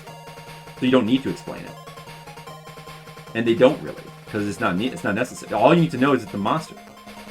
There's not, like, rules. There's not a bunch of complicated rules to understand about how the Matrix works, or, like, you know, how you escape through phones, or what the agents are, and, like, what they're... Like, there's all this, because Matrix is it's filled with abstract concepts. Like, you're doing this fighting in virtual reality, but it's virtual reality, so, you know, if there weren't rules, they could just do whatever they want, but that wouldn't make for, like, a good story or, like, good action scenes. There has to be, like, limitations, so they kind of have to, like, make up all these rules. Like, you don't need that in Alien or Predator at all, because Predator and Alien are just monster movies. It's very simple. No rule, like, there's some very simple basic rules with, like, the Predator. He uses camouflage. That doesn't need exposition. But I just don't think that those really compare. Those. Okay, I didn't draw this. This is my opinion, but I don't know. I feel like Matrix needs its. I think it needs its exposition. Almost a slasher film. Yeah, I mean, yeah. I mean, in a way, that's true.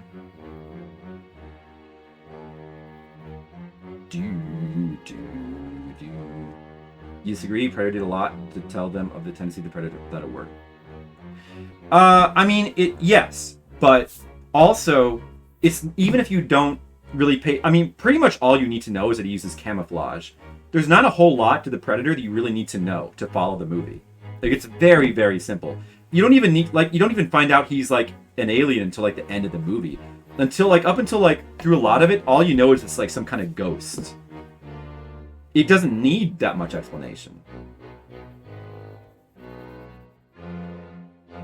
See, the problem is with, like, the Matrix, if you just had them fight randomly and just do random stuff with no explanation of rules, the audience wouldn't really... It wouldn't be as enjoyable because you'd just be like, well, they can do whatever they want. It's virtual reality. Why don't they just... why doesn't Neo just, like, pull out a bigger gun? Why doesn't he just make the bullets vanish? Right? You know? It's like, you know...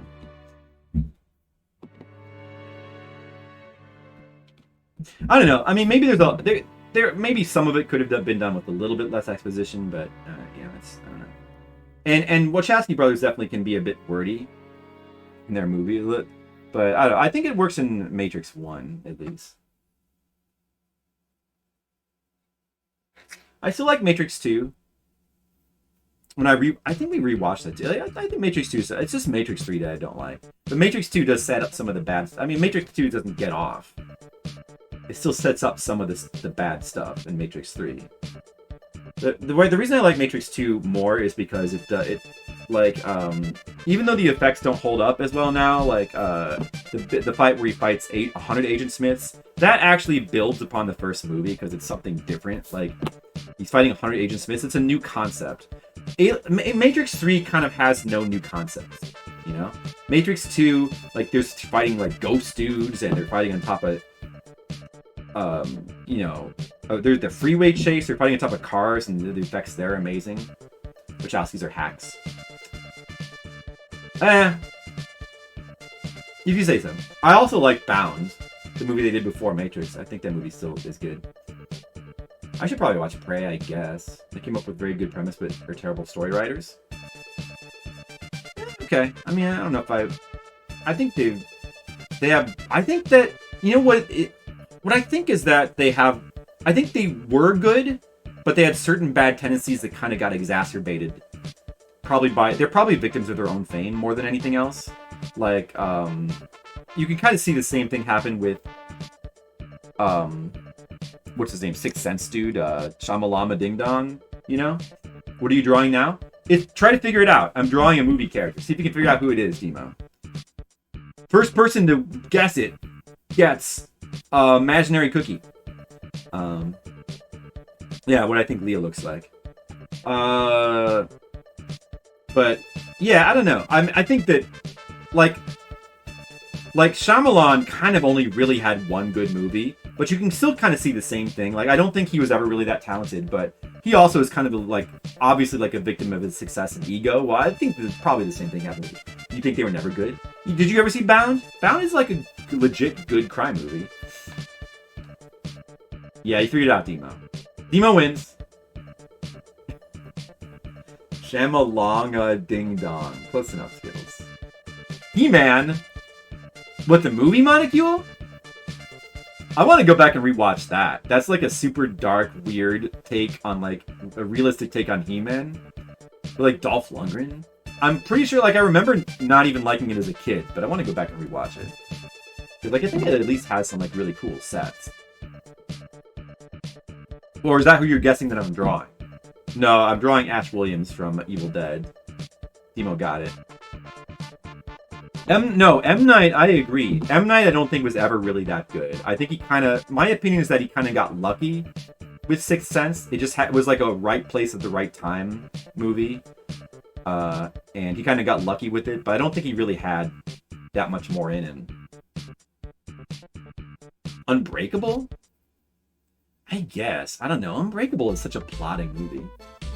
I think Sixth Sense is better. Bigger chin. I think the lips don't look right. Hold on a second. Let me rework these lips a little bit. Maybe it's because I'm not drawing his like 5 o'clock shadow, which is very faint, but it's like kind of there. Right. A little bit more shading. Maybe the chin just needs more shading. Needs more lighting. The chin doesn't like stand out enough with lighting. So. Does this help? Yeah, this kind of helps. There we go. Need some chin lines. Maybe. Yeah. You know what? It is just need more shading. More shading would be good. Yeah, dude. He's one of my favorite people.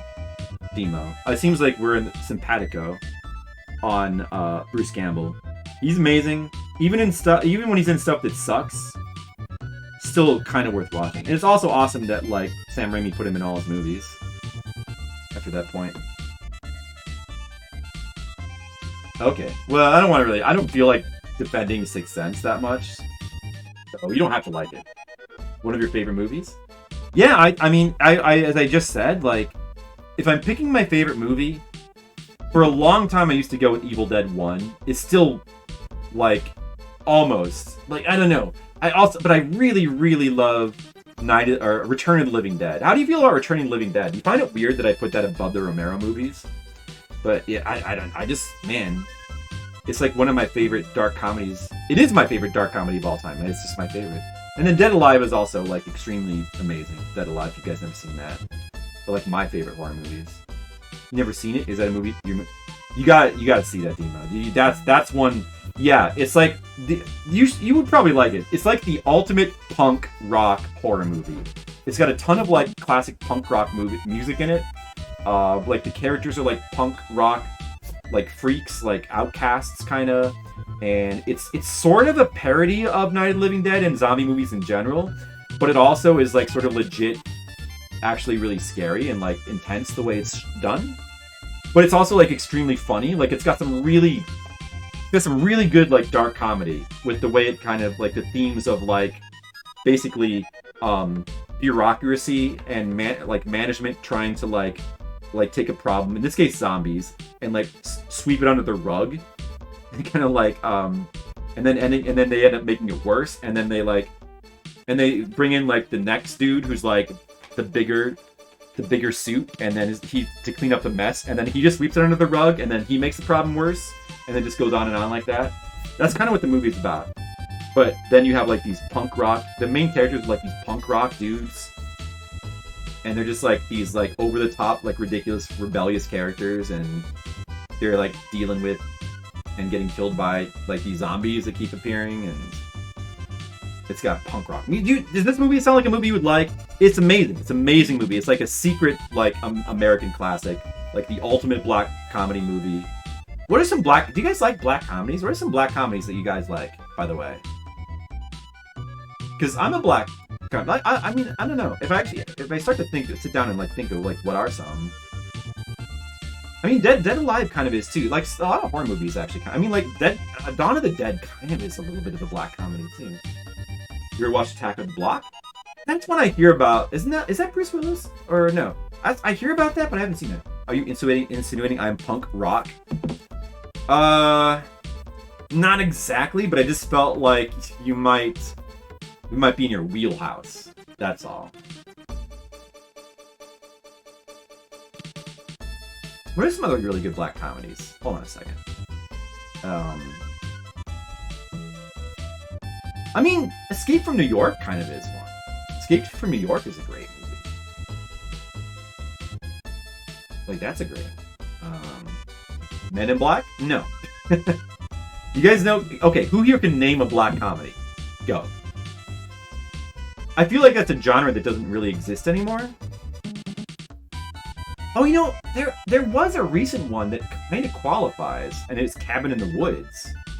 Which, that's a 2010s horror movie that I actually really liked. Cabin in the Woods, I don't know if you guys saw that. Fight Club, yeah, Fight Club's a great one. Oh, that's another one of like my favorite movies. Yeah, Fight Club is so good. Snatch. Yeah, I guess Snatch. Snatch and Lock, Stock. But between the two, I think I prefer Lock, Stock, but yeah, Snatch was great as well. Beverly Hills Cop. Nah, Beverly Hills Cop is more of like a straight up, like, kind of action comedy, I think.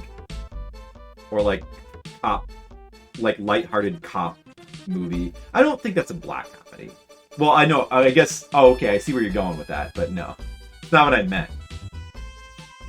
Dark comedy. No. Death of Stalin. I don't know what that is. You got me there. Does this look like Ash Williams? Am I doing a good job here? I think his hair doesn't look greasy. I didn't capture the grease on his hair in this picture. Try to like, that's it up. Wolf of Wall Street. That's true. I guess some Scorsese movies kind of qualify. Yeah, I like that. That's Wolf of Wall Street. That's dark. Okay. Haha. Yeah. A little bit. You need a little tuft of hair down here. Very slight mullet. And it was kind of fidgets the drawing, give him like a shirt. Give him his shirt. This is not an appropriate song for, you know, I messed up his face a little bit because I draw a little too wide and his face should be longer. Maybe I can fix that. The song's amazing, but, I guess this is, I don't know. I Made You Watch Carnage. That's a black comedy. Carnage? Let me try to fix his drawing a little bit. His face looks a little too puffy here. What is Carnage again? Did you? I don't recall. Fear and Loathing. Maybe Fear and Loathing is more just like a really bizarre movie. I don't know. Maybe a black comedy. I think it's more just like completely off the wall. I think it's just like more of like an avant-garde movie. It's almost too much to call. Yeah, Mars Attacks. Yeah, I mean some Burton stuff kind of. I guess of the Burton stuff, that would be the most dark. Mars Attacks. That's true. That's true. Mars Attacks. Cable Guy. Yeah, Cable Guy for sure. Although I don't know if it's really that great of one. Some people do swear by that movie. A newer Roman Polanski movie, like 4 actors in one apartment. Oh, yeah. I don't think I did. I should probably watch that theme. I don't think I did watch that. I don't think I did. Carnage, huh? I didn't watch that. Parasite. Oh yeah, I've heard that. I haven't seen Parasite. Should probably watch that. That movie seemed good. Probably watch that one. I guess this. I don't know. I guess this kind of feel like it doesn't quite nail his features. Oh well. Ah well. Ah well. Ah well. It's not bad though. This is not a bad Ash from Evil Dead, I guess. I mean, if I really wanted to like go for the easy, I would do like a picture of him with the chainsaw. You thought I didn't enjoy it? Maybe not. Did I? I don't recall though. Maybe I just forgot because I'm an idiot. American Psycho, yes, that's a really good one. American Psycho's awesome. Love American Psycho. Yeah, it's a really good one. Yeah, good. Jojo Rabbit. I've heard about that. I haven't seen it. All right. But maybe his hair needs. He looks kind of blonde. I should probably darken his hair. Maybe that would help. That. Looks like some more shading or something. His eyebrow should be thicker, perhaps.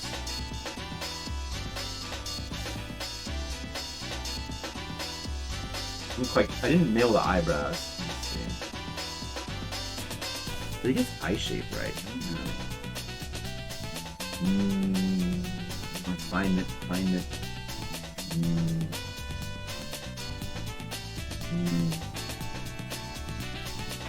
A little better?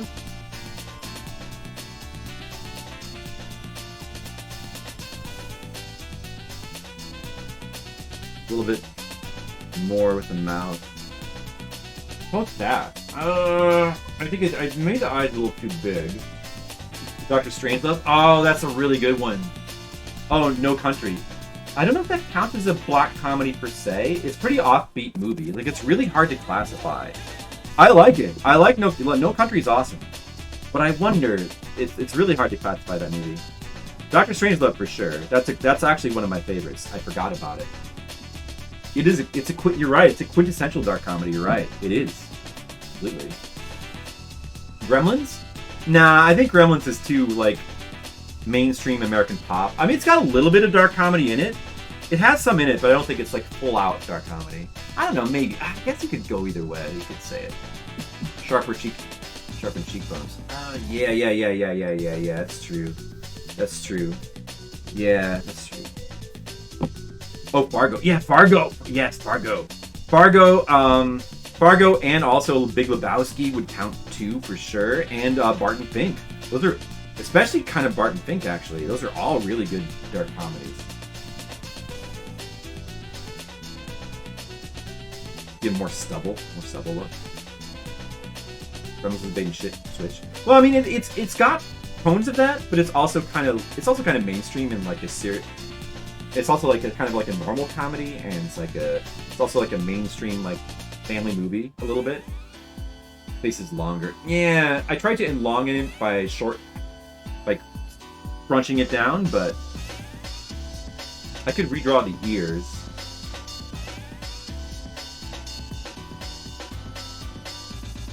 This eye is a little bit off.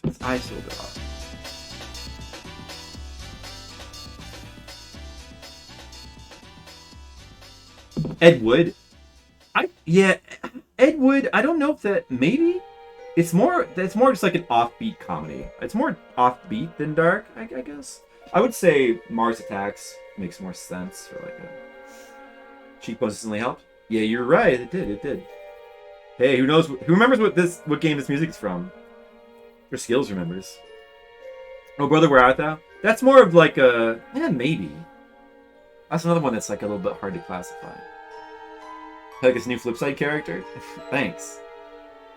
I'm gonna call him Ash. Ash Williams from Evil Dead.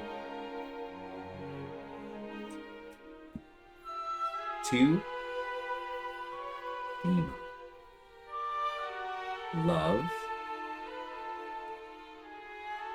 Ash. And... Lip.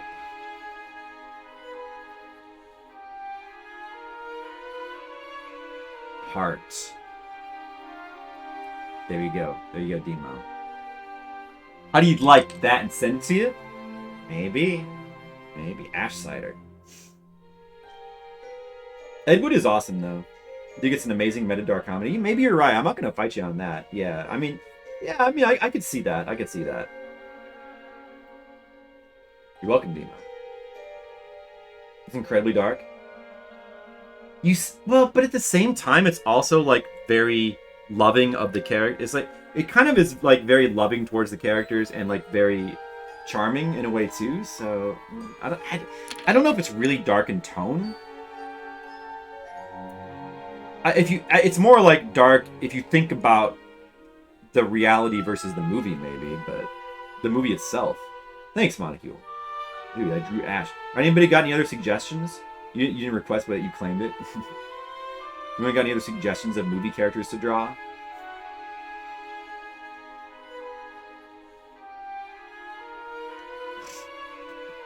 Anyway, dark comic.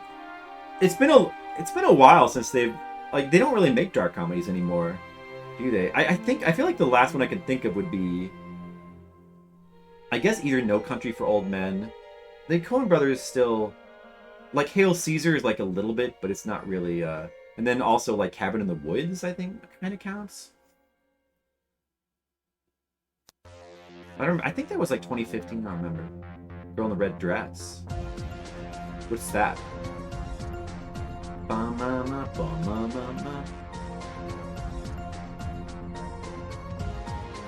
Yeah, but that's like meta thinking about the movie, though. Death of Stalin and Jojo Rabbit are fairly recent. Oh yeah, I haven't seen either of those. I've heard of Jojo Rabbit. I haven't heard of Death of Stalin. Parasite. Yeah. I should see that. That's Japanese, right?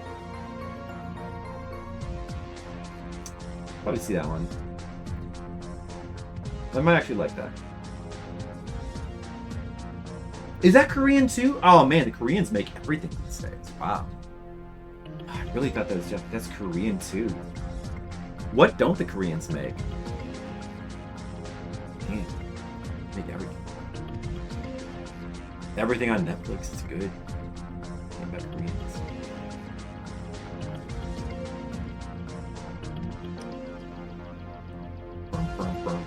Zoe Deschanel. You were asking me to draw Zoe Deschanel? I don't wanna. Try somebody else. I don't know. She's cute, but... Willie? From Alf?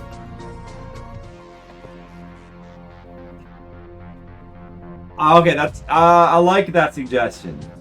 I could draw... I remember I did draw an Alf for Skittles. I mean, is anybody... I've technically already drawn something for Skittles. Does anybody else have anything? I don't know about Zoe Deschanel, though. Like, I still know why I would draw her. The girl in the red dress is from Matrix. Oh, but, like...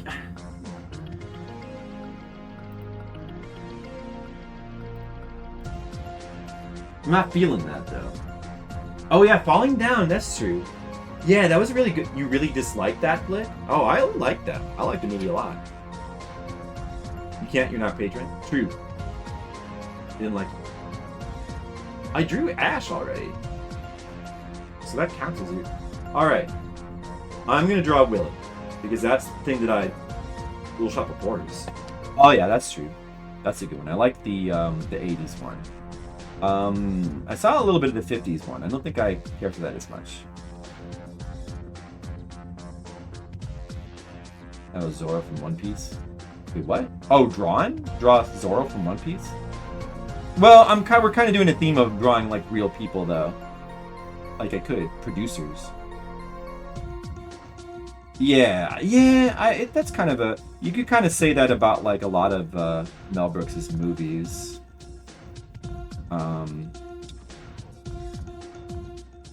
I guess.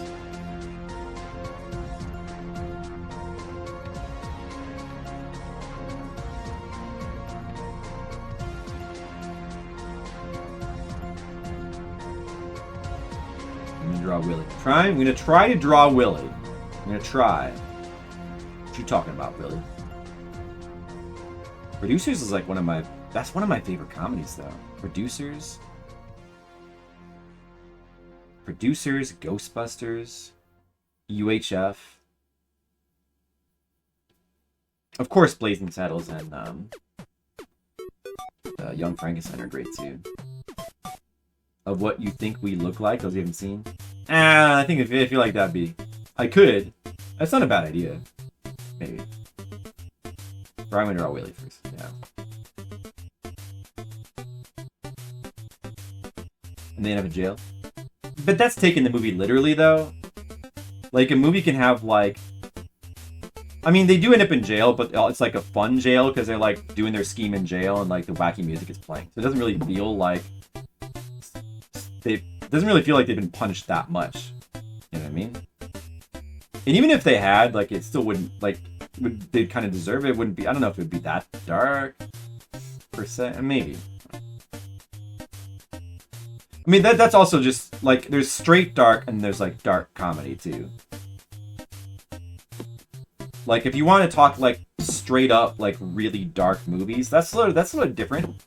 The darkest movie that I could think that I saw and enjoyed was Dancer in the Dark with Bjork. I don't know if you've ever seen that. That's extremely, extremely dark because of the ending. You're rooting for con men. Yeah.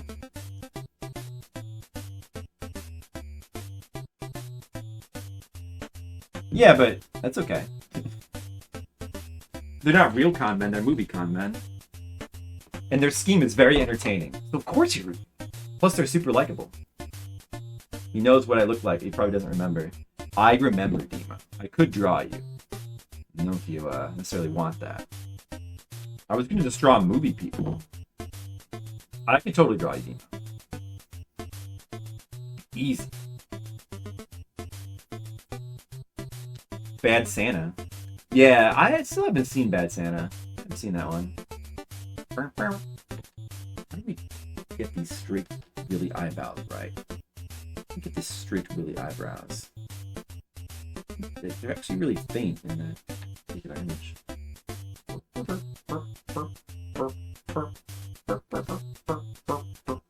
Alf, don't eat the cat, Alf. Being John Malkovich. It's got a, yeah, that's more of like a twisted kind of weird fantasy. But I don't know if it's a dark comedy per se. I guess it has elements of dark comedy. It does have kind of a dark ending, a little bit ish. But yeah. Are you just like trying to name all the ones you can think of?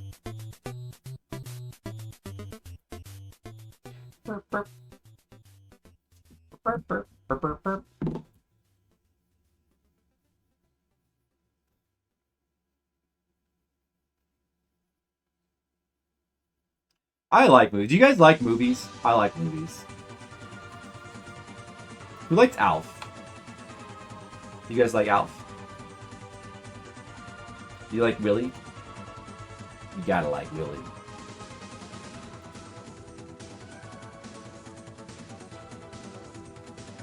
This is not good Willy music. Hold on. Oh, look what's in the song queue. This is gonna be good. This is gonna be good for Willy music. Yeah, that's true. You like that idea, Skittles?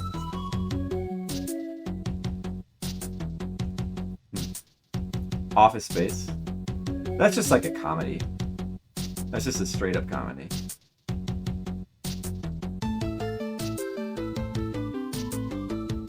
Guys, do you think Willy might be a murderer? Do you think Willy is the culprit behind this case? Did he do it? Is Willy the murderer? You put it in dark comedy?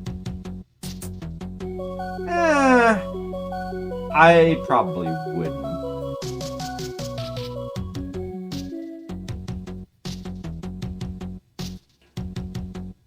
Doesn't like Alf. Alf really is so funny in that show because he was like so stick in the mud. Considered a dark comedy? By who? I don't know. I mean, I guess it's not like an off the wall choice. I could see it, but I don't know. It's not really. Is it that dark? I feel like it's just more of like a offbeat comedy about total. Yeah, but that's not. Okay. See, I think that being a dark comedy has as much to do with like the tone as it is like whether like, because like dark things can be happening, but doesn't necessarily mean it's a dark movie, you know? Like, it doesn't matter. Like arson, just like a movie having arson in it doesn't make it, or like people doing bad things, like you know, doesn't make it like a dark comedy or a dark movie. I mean, the arson that it ends with is like played like for laughs. It's not played seriously. Like nobody gets hurt in it, so it's not really dark. Simpsons writers from which era?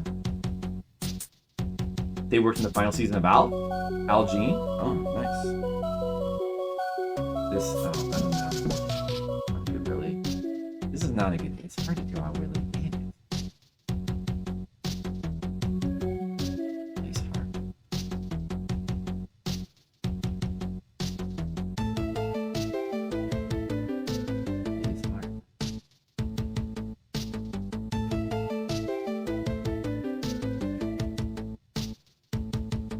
The fact of finding a major crime humorous is what classifies as a dark comedy.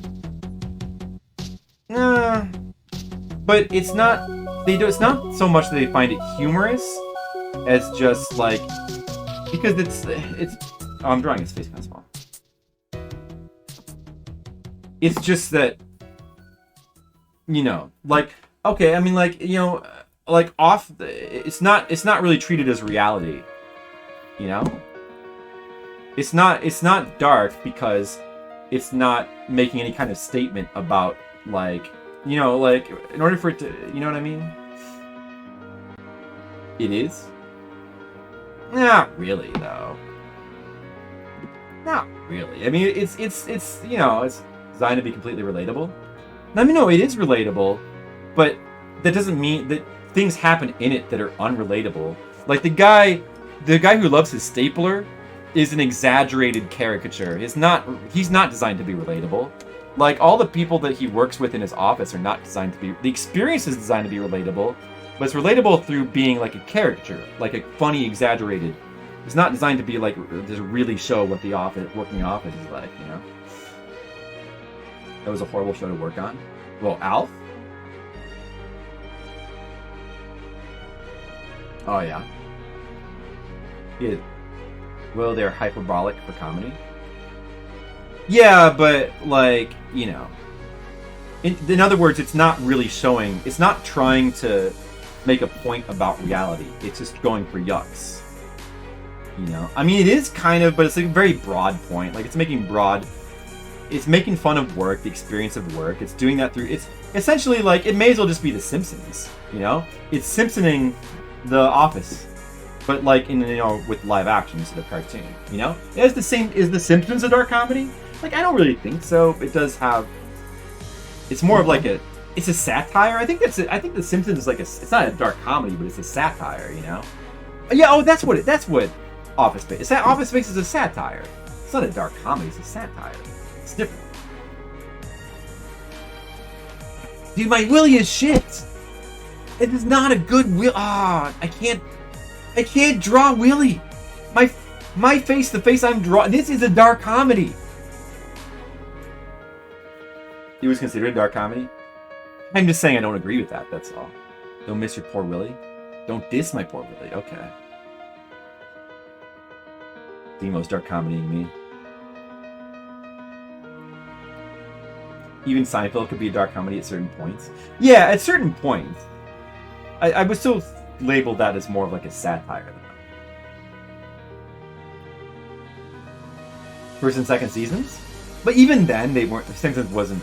Yeah, no, I mean, I think that it would be more like there would be bits and pieces. Like probably the darkest Simpsons episode that I can think of is the one with that one dude. I forget his name. The guy who like comes into the power plant. Oh, Grimes, Frank Grimes, and the way like it ends with like his funeral and everybody's like laughing about it.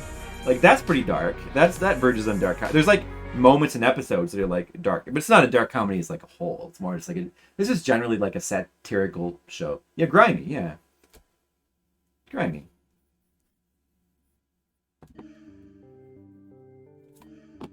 As he liked to be called. That's like that's like verges on dark comedy. Yeah.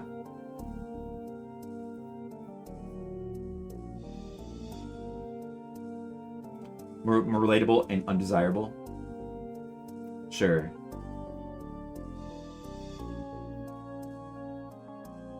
But also, like, I don't think it was really that dark on the whole. Even though it was, like, you know, satirizing, like, you know, some realistic and, like, kind of dark stuff, like child abuse and nuclear power going to destroy us all.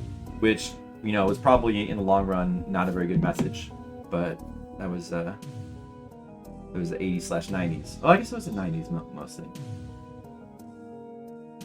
It comes just kids who can't. Sure. Yeah, but was it played dark? Not really.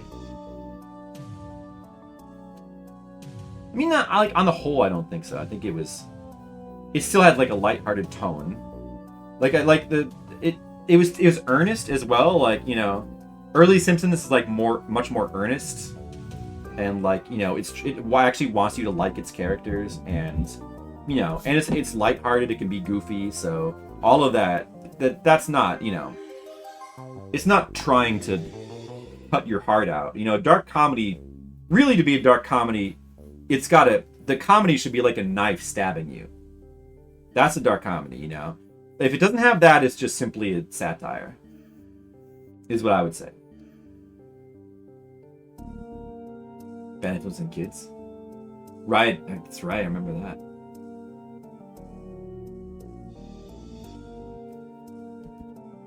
He looks like a serious businessman. He doesn't look like Willie. I missed something about his face here. Yeah, you can be both satire and dark, and like dark comedies often are satires too. But just because something is a satire doesn't mean it's also a dark comedy automatically. Just because like something happens that could be perceived as like bad doesn't make it like a dark comedy. Never watched The Simpsons? Oh man, this Monocule. There's one. You got to go back and watch that. You got to go back and watch The Simpsons. You gotta. Early Simpsons is best. Bumblebee Man. Bumblebee Man was good.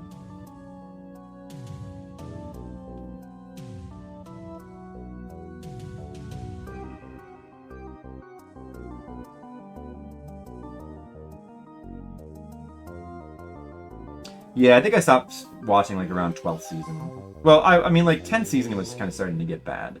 But I still watched it like on and off to like 12th season, I think.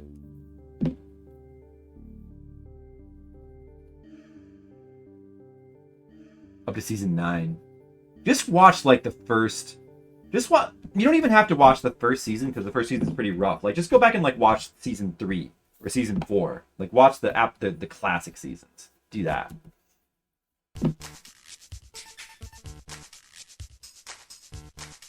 That's massively controversial. Okay. That's true.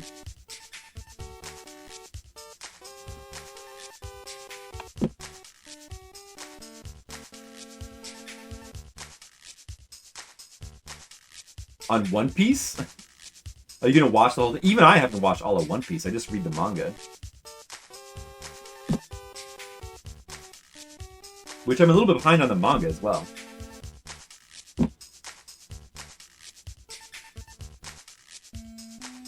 He looks too evil. He doesn't... I mean, the glasses shape is probably wrong. Let's see what it is, though, in this picture. Let me see, get a different picture, maybe.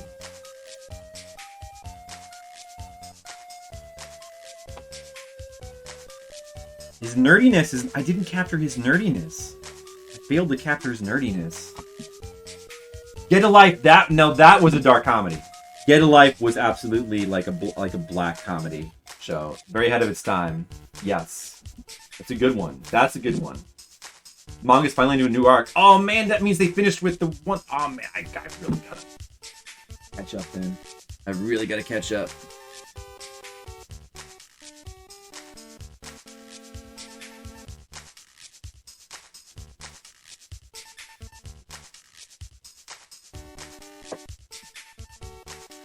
It's a little better, but I don't know. It's, you know what it is? Like, in these pictures, like, the lower half of his face is really small. Like, his chin is really small. I drew his chin too big. Maybe a different picture will help me out there. Like, his face should be like, it should be more like this. Let's just characterize it more.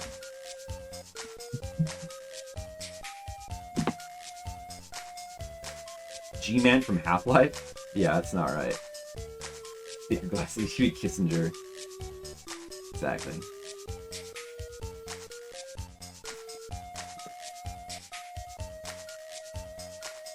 The Addams Family, a black comedy? Nah. Probably more of a satire. But I mean, the thing is, it's not really much of a... I don't think it's really satirizing... I don't know, maybe, I don't know, like, go back, the original cartoon strip, you know, honestly, I don't know about that. I feel like it's, a lot of what it's doing is just kind of, like, absurdity. Like, Addams Family is more absurdity than necessarily, like, satirizing anything in particular. I mean, it's got some general themes of kind of, like, outcasts of society that are, like, just exist independently and have their own rules and stuff, but, yeah, I think it's more just absurdist comedy. Probably. Like, that looks better? Let's see. You need to fix the hair, too. Absurdist dark comedy. I guess you could call it that.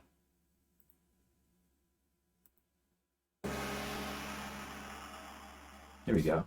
This is a good song. This is a good song for Willie.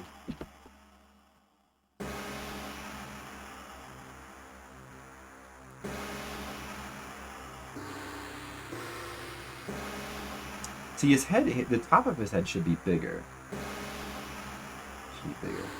And his hair should look very, very thin. Even though he wasn't, like, bald or anything, his hair looked really thin.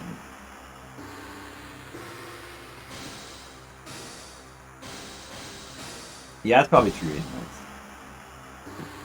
He's a world-weary man. You gotta capture that world-weariness, yeah. The nerdiness, the world-weariness, just... kind of nebbishness.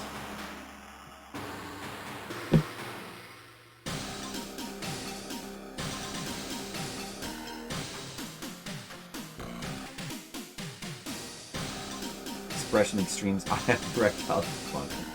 That seems right.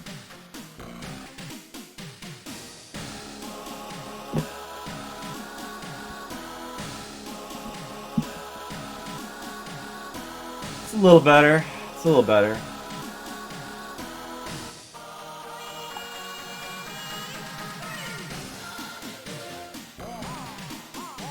Yeah, this is the great song for Willie right here.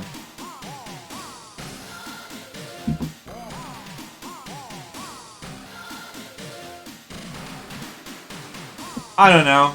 It still kind of doesn't really look like him.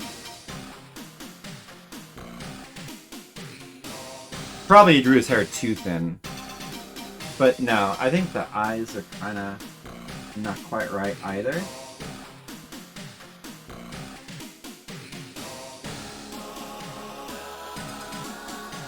Ah, well, he's hard to draw. I don't know. Ow.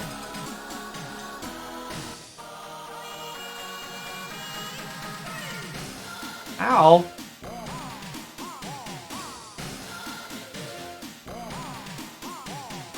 Don't eat the cat.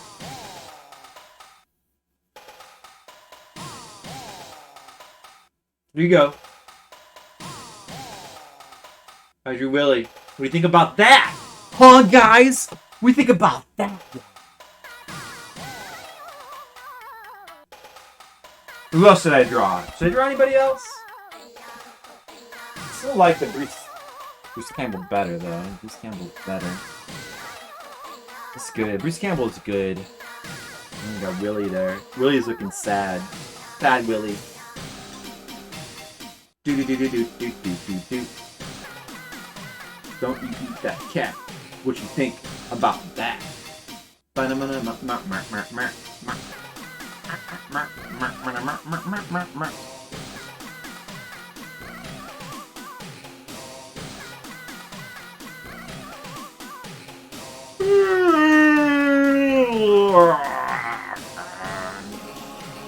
Dude, what else should I...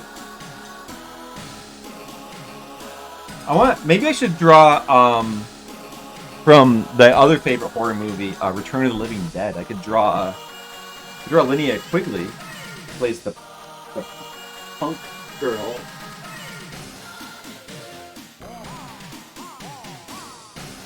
Maybe I'll draw Linnea Quigley. Linnea Quigley. In the Living Dead.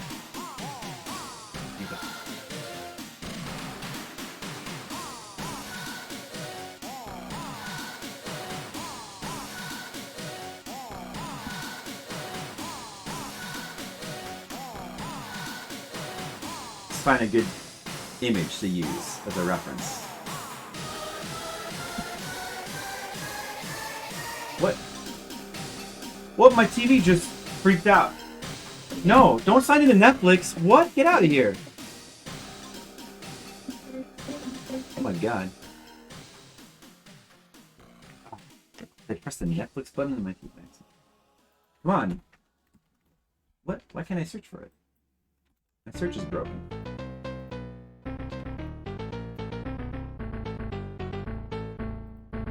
Yes, her character's name was Trash. Her character's name was Trash in Night of the Living Dead. Let's draw her.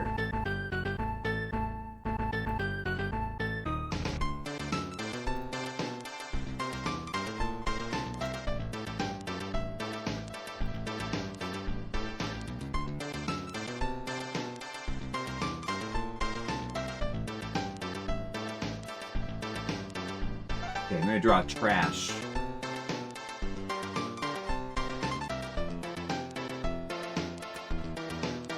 Netflix button on remotes. Ah, I hate that too. Yeah, I agree with you. Why even have... No, I don't ever want to use that on my TV. Well, I mean, it's just because I have my computer plugged into the TV, so I have no need for that. I guess if I didn't, I might, but... That's just annoying. I was pressed it by accident, and then it's like, it's hard to escape from it. Alright, guys. Now we're drawing Trash. Trash from Night of the Living Dead. Her name is Trash. Or the other... The character names are funny in Night of the Living Dead. What are the rest of their names? Or, I'm sorry, Return of the Living Dead, not Night of the Living Dead. Return of the Living Dead. Character list. Yeah, there's also Scuzz. There was...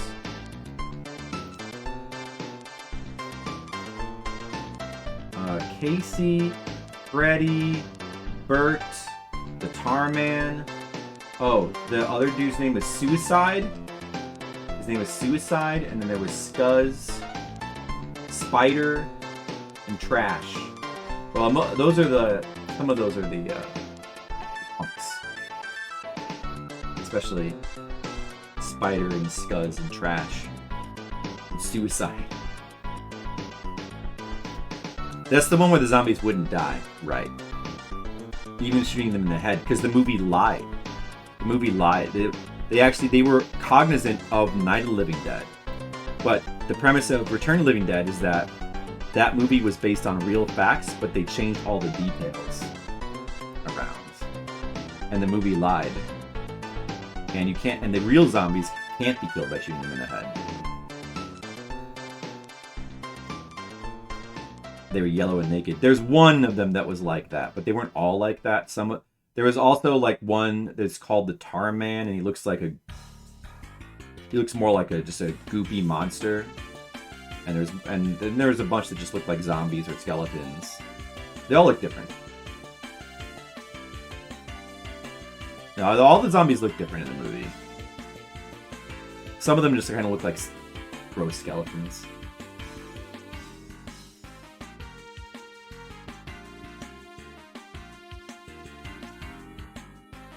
Dude, I guess none of you are going to know who Trash is, because even Demo hasn't. Has anyone seen Return of the Living Dead?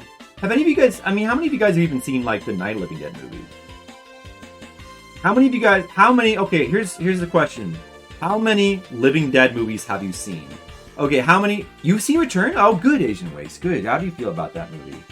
That's my, how many movies with the words Living Dead have you seen? Because I'll definitely beat all of you.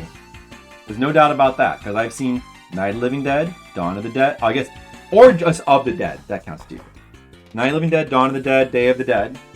I've seen Land of the Dead, Diary of the Dead, Survival of the Dead. Those are all 6 of the Romero movies. I've seen all of those. All 6 Romero movies. I've seen Return of the Living Dead, Return of the Living Dead 2 and 3. I've never seen 4 and 5. They're supposed to be terrible. It was a blast. That's right. It was ridiculous.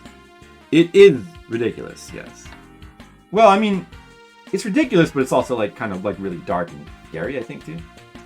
It's actually silly how far they went. It doesn't really get kind of silly until like the very end, I think, but it does. It does.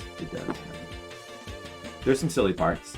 I mean, it's silly, but like I feel like it's like done in a kind of realistic way too. Like some of the things they do to cover up the zombie thing, like the way it's done just kind of feels realistic in a way, almost like in an Office Space kind of way. Why did you draw the line at that? What, did they would do that, or that would happen?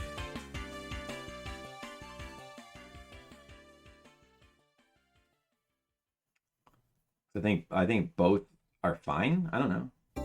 I'm not gonna like get into the science of like whether zombie ash raining down from the sky would convert other corpses into zombies. I'm not gonna get into that.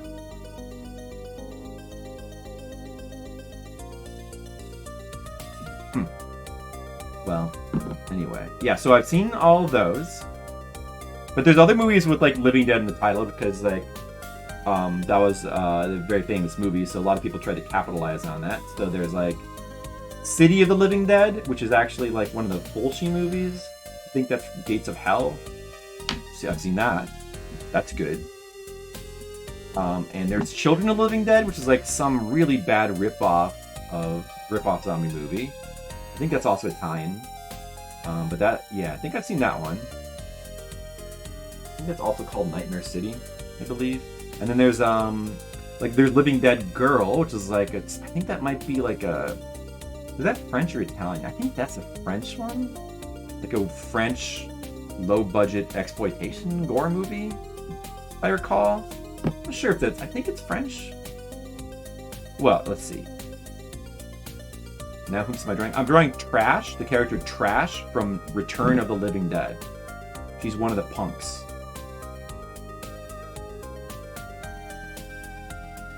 Some nice lady with eyelashes, yes.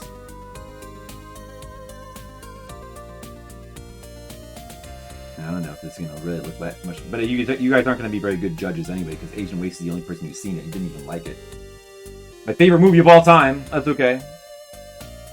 Alright, maybe you convinced me. I'll change my favorite movie of all time back to Evil Dead 1. Evil Dead 1 is like amazing. Yeah, she's a punks. Her big scene in the movie is like she does like a strip show in the graveyard. Recommended. Night Dawn here too. Yeah, I've seen Night Remake. Oh yeah, I've seen the Night Remake as well. Land Dire Turtle. Yeah, I've seen all those. Yeah. Dude, how many zombie? Okay, how about this? How many zombie movies have you guys all seen? How about that? I've seen a lot. I've seen a lot of zombie movies. Like some of my favorites. It would be quicker probably just to say like some of my favorites. So some of my favorites are like of the Fulci movies. That's an Italian director. Probably the most famous one would be from. It's not From Beyond. The Beyond.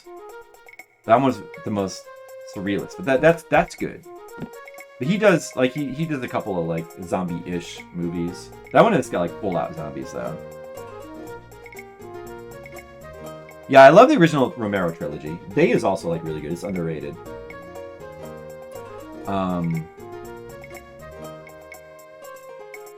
Let's see. There's an older. I mostly like ones from before 2000.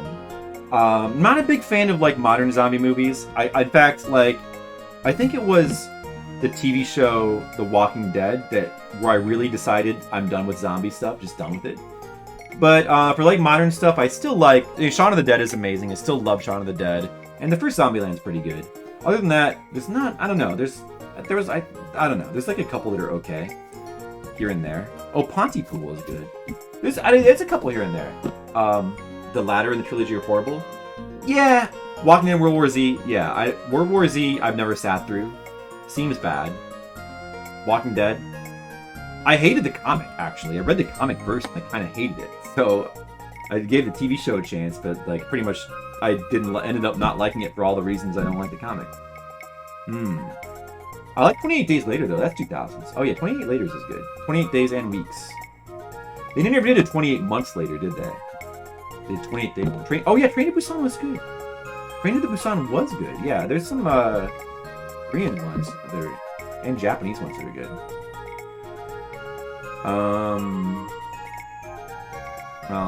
Let's see. Oh yeah, so there's a Spanish one. So for older ones are my favorite though.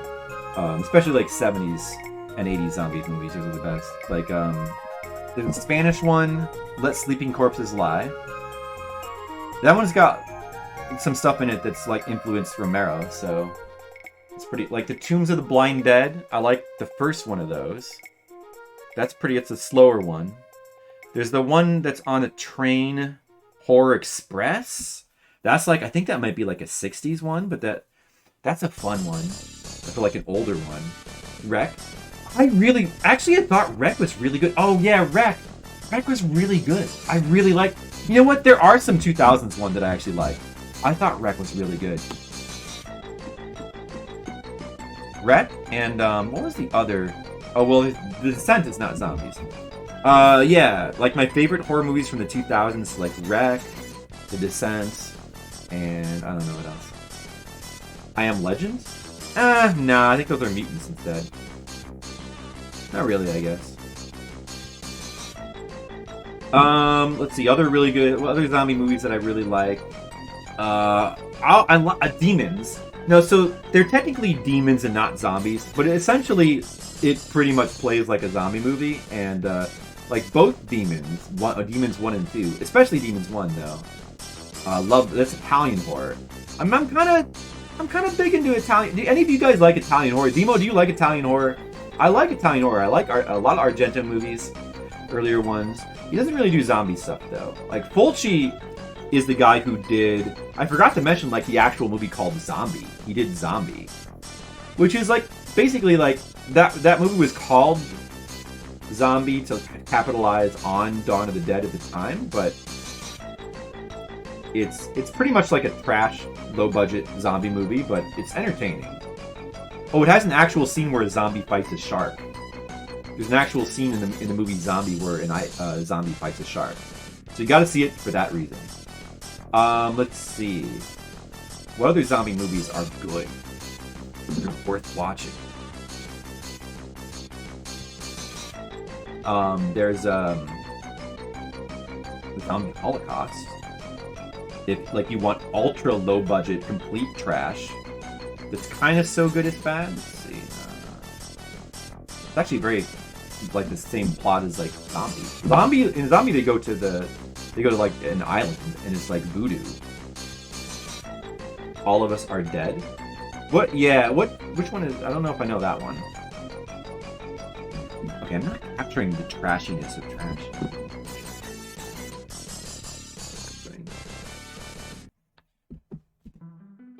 One second. I gotta redraw. At the Korean high school? Oh, okay. So it's like I'm guessing that's a newer one. There's some zombie, like there's some like for like Asian horror. There's some good ones from like the 80s and 90s. I'm a fan of Evil Dead Trap. Was that zombies? I think that's more like Evil Dead influenced, with like demons possessing people, if I recall correctly. But it has like goblin-esque music, which I liked. Goblin is the famous Italian band that did, well, famous among horror people, that did like a lot of horror soundtracks in the 80s and 90s, and I love their music. The video game Clock Tower, the first one, is like extremely heavily Goblin influenced.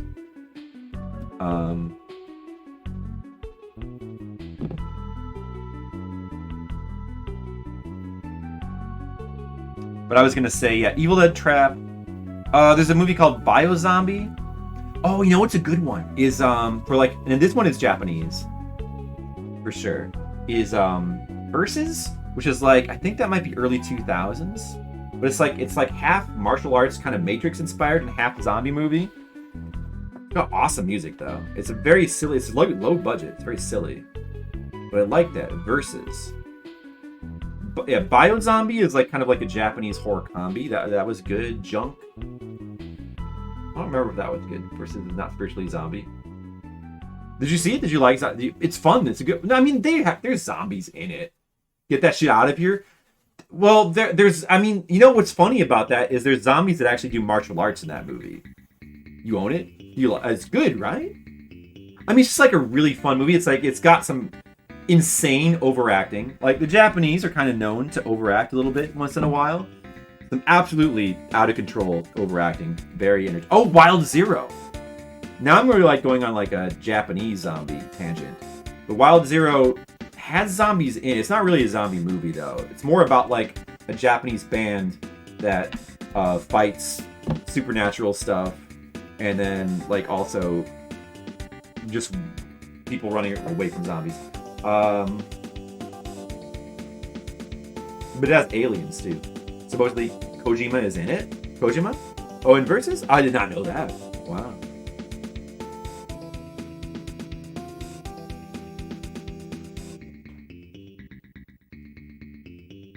Okay, so I forgot to draw. She's got like is it like a shrunken head earring? It's kind of like this. Or is that just in this image, or is it? Does she have that in the movie? Is it just in this image? Oh, well, cool, all right.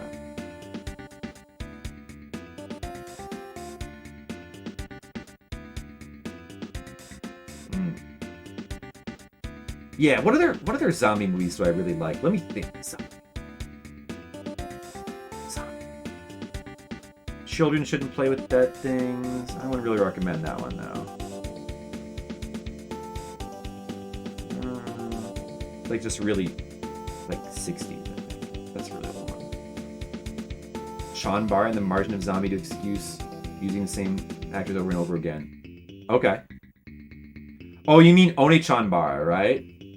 Or is that what you mean, or is Chan Bar? Do I not know what Chan Bar is? Maybe I might not know what that is.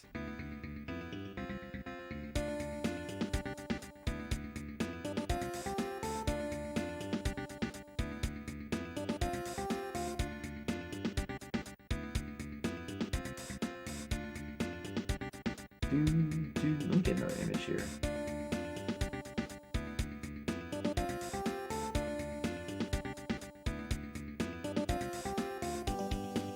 Oh, Japanese B Semina? Oh, so that's what One-chan Bara means then.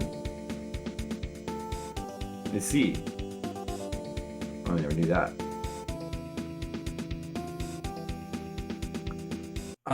Yeah, I don't know. There's probably some more I'm like not thinking of. I've seen a lot of zombie movies, especially older ones. Older ones are the ones that.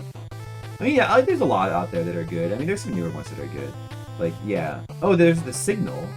Like, for newer ones, like, I mentioned Pontypool. But that's not so much zombies as...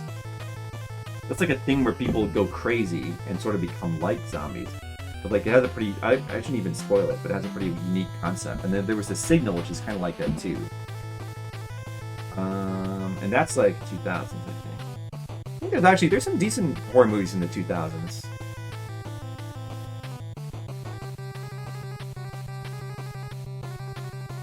Yeah.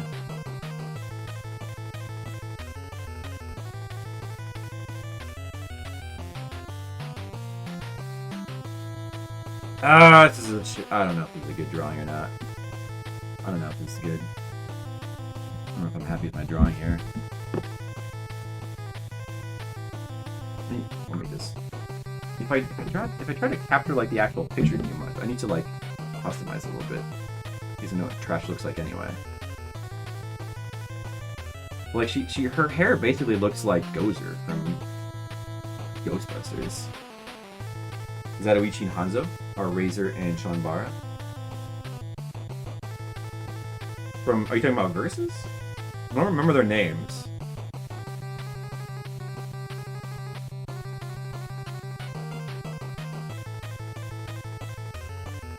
The shading is blending with their hair too much too. That's the problem here. Never heard of Zatoichi? No, I've heard of Zatoichi. Oh, you're just talking about the... Okay, I thought you were talking about characters. Yeah, I've heard of Zatoichi, the blind swordsman, sure. But, you know, I don't think I've actually seen the Zatoichi movie. What? Yeah, I should see a Zatoichi movie. I haven't seen one.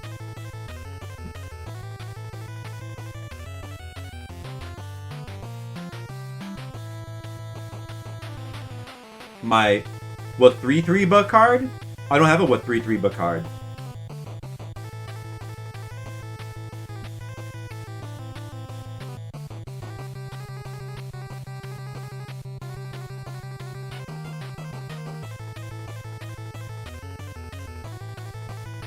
A banner you're spelling?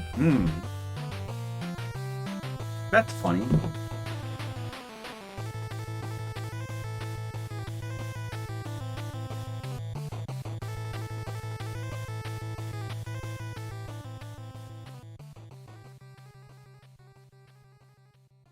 I don't know. I feel like this doesn't quite capture her. I don't know if I'm...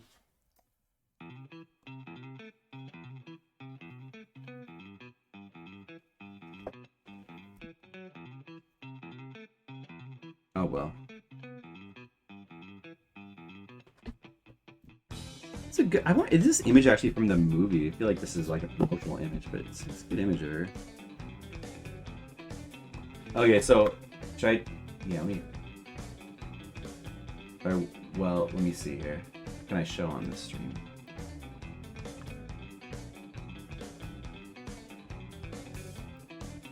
Actually, this is a better image to show. If I can pull it up.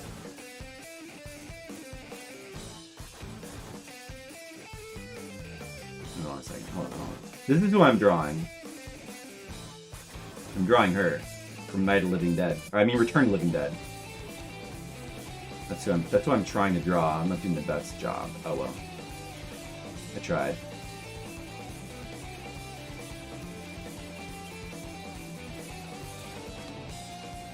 Oh. Alright, trash. Oh, she actually has tattoos on her face. I didn't even notice from the other image. She has tattoos. Or she's got some kind of weird markings on her face. Yeah, I guess so. Let's try putting that on. It's like that, huh?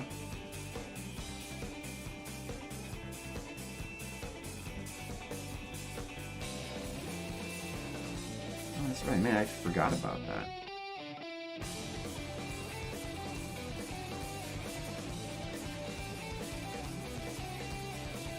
Well...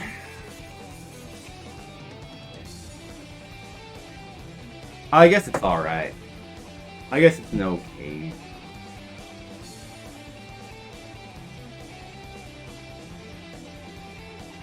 Alright guys, I finished my drawings. Finished my movie drawings. Well, movie is in TV. So I got Ash from Evil Dead. I like the Ash the best. That is pretty good. It's a pretty good drawing. And I got... This is supposed to be Trash. I mean, it kind of looks like her. Pretty good character design. Oh, yeah, no, it is. Should put Trash in a manga. Be Trash in my manga. It's Trash from Return of the Living Dead. We got like two of my favorite movies here. Return of the Living Dead and Evil Dead. And then, not a movie, but there was an Alf movie, I guess. Willy! Alf, don't eat the cat! Don't eat the cat! Here's my drawings. I've drawn things. I've drawn things, guys. I've drawn things. Drawings. Do you guys like art? Do you like drawings? Well, I feel like the stream is winding down a little bit. Maybe that's enough art for tonight. Have you guys had enough art? You enjoyed? Music's pretty cool. This is pretty cool drawing real people art. I put these up on my Patreon. These drawings are pretty good.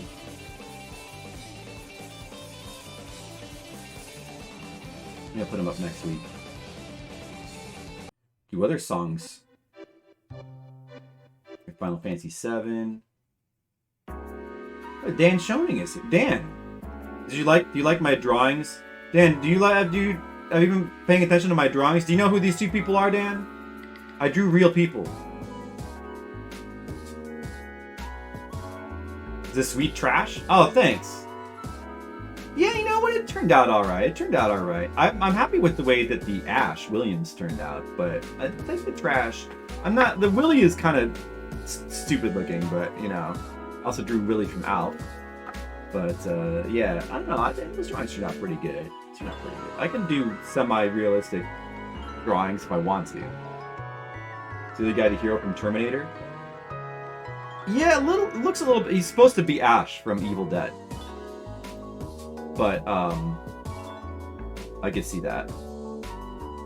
He does kind of look like the dude from Terminator 1. What's his name? Oh, look, he's saying to Demo, love, Ash, and Flip. Facial scars? Well, I was drawing this from some image from Evil Dead 2 where he's got like his bloodstains on his face. I think he does kind of have a... Yeah. Yeah, you know, I mean, it kind of looks like it. Not the most accurate, but, you know. Alright. Well, I think that's going to be it for tonight. I think that'll be it. That's enough art for one night. So, who should we raid? You guys want to raid someone? You guys like raids? Oh, there's nobody to raid.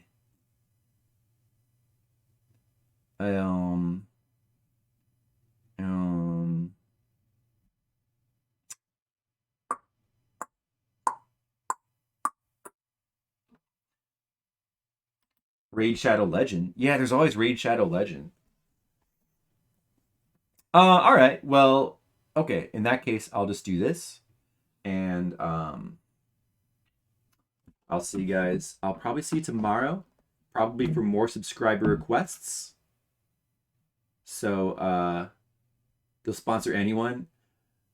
Oh yeah? I'd like a paycheck. I mean, how much are they gonna pay me to like get the game out to like 10 people? I don't know if I'm gonna get a big paycheck from that.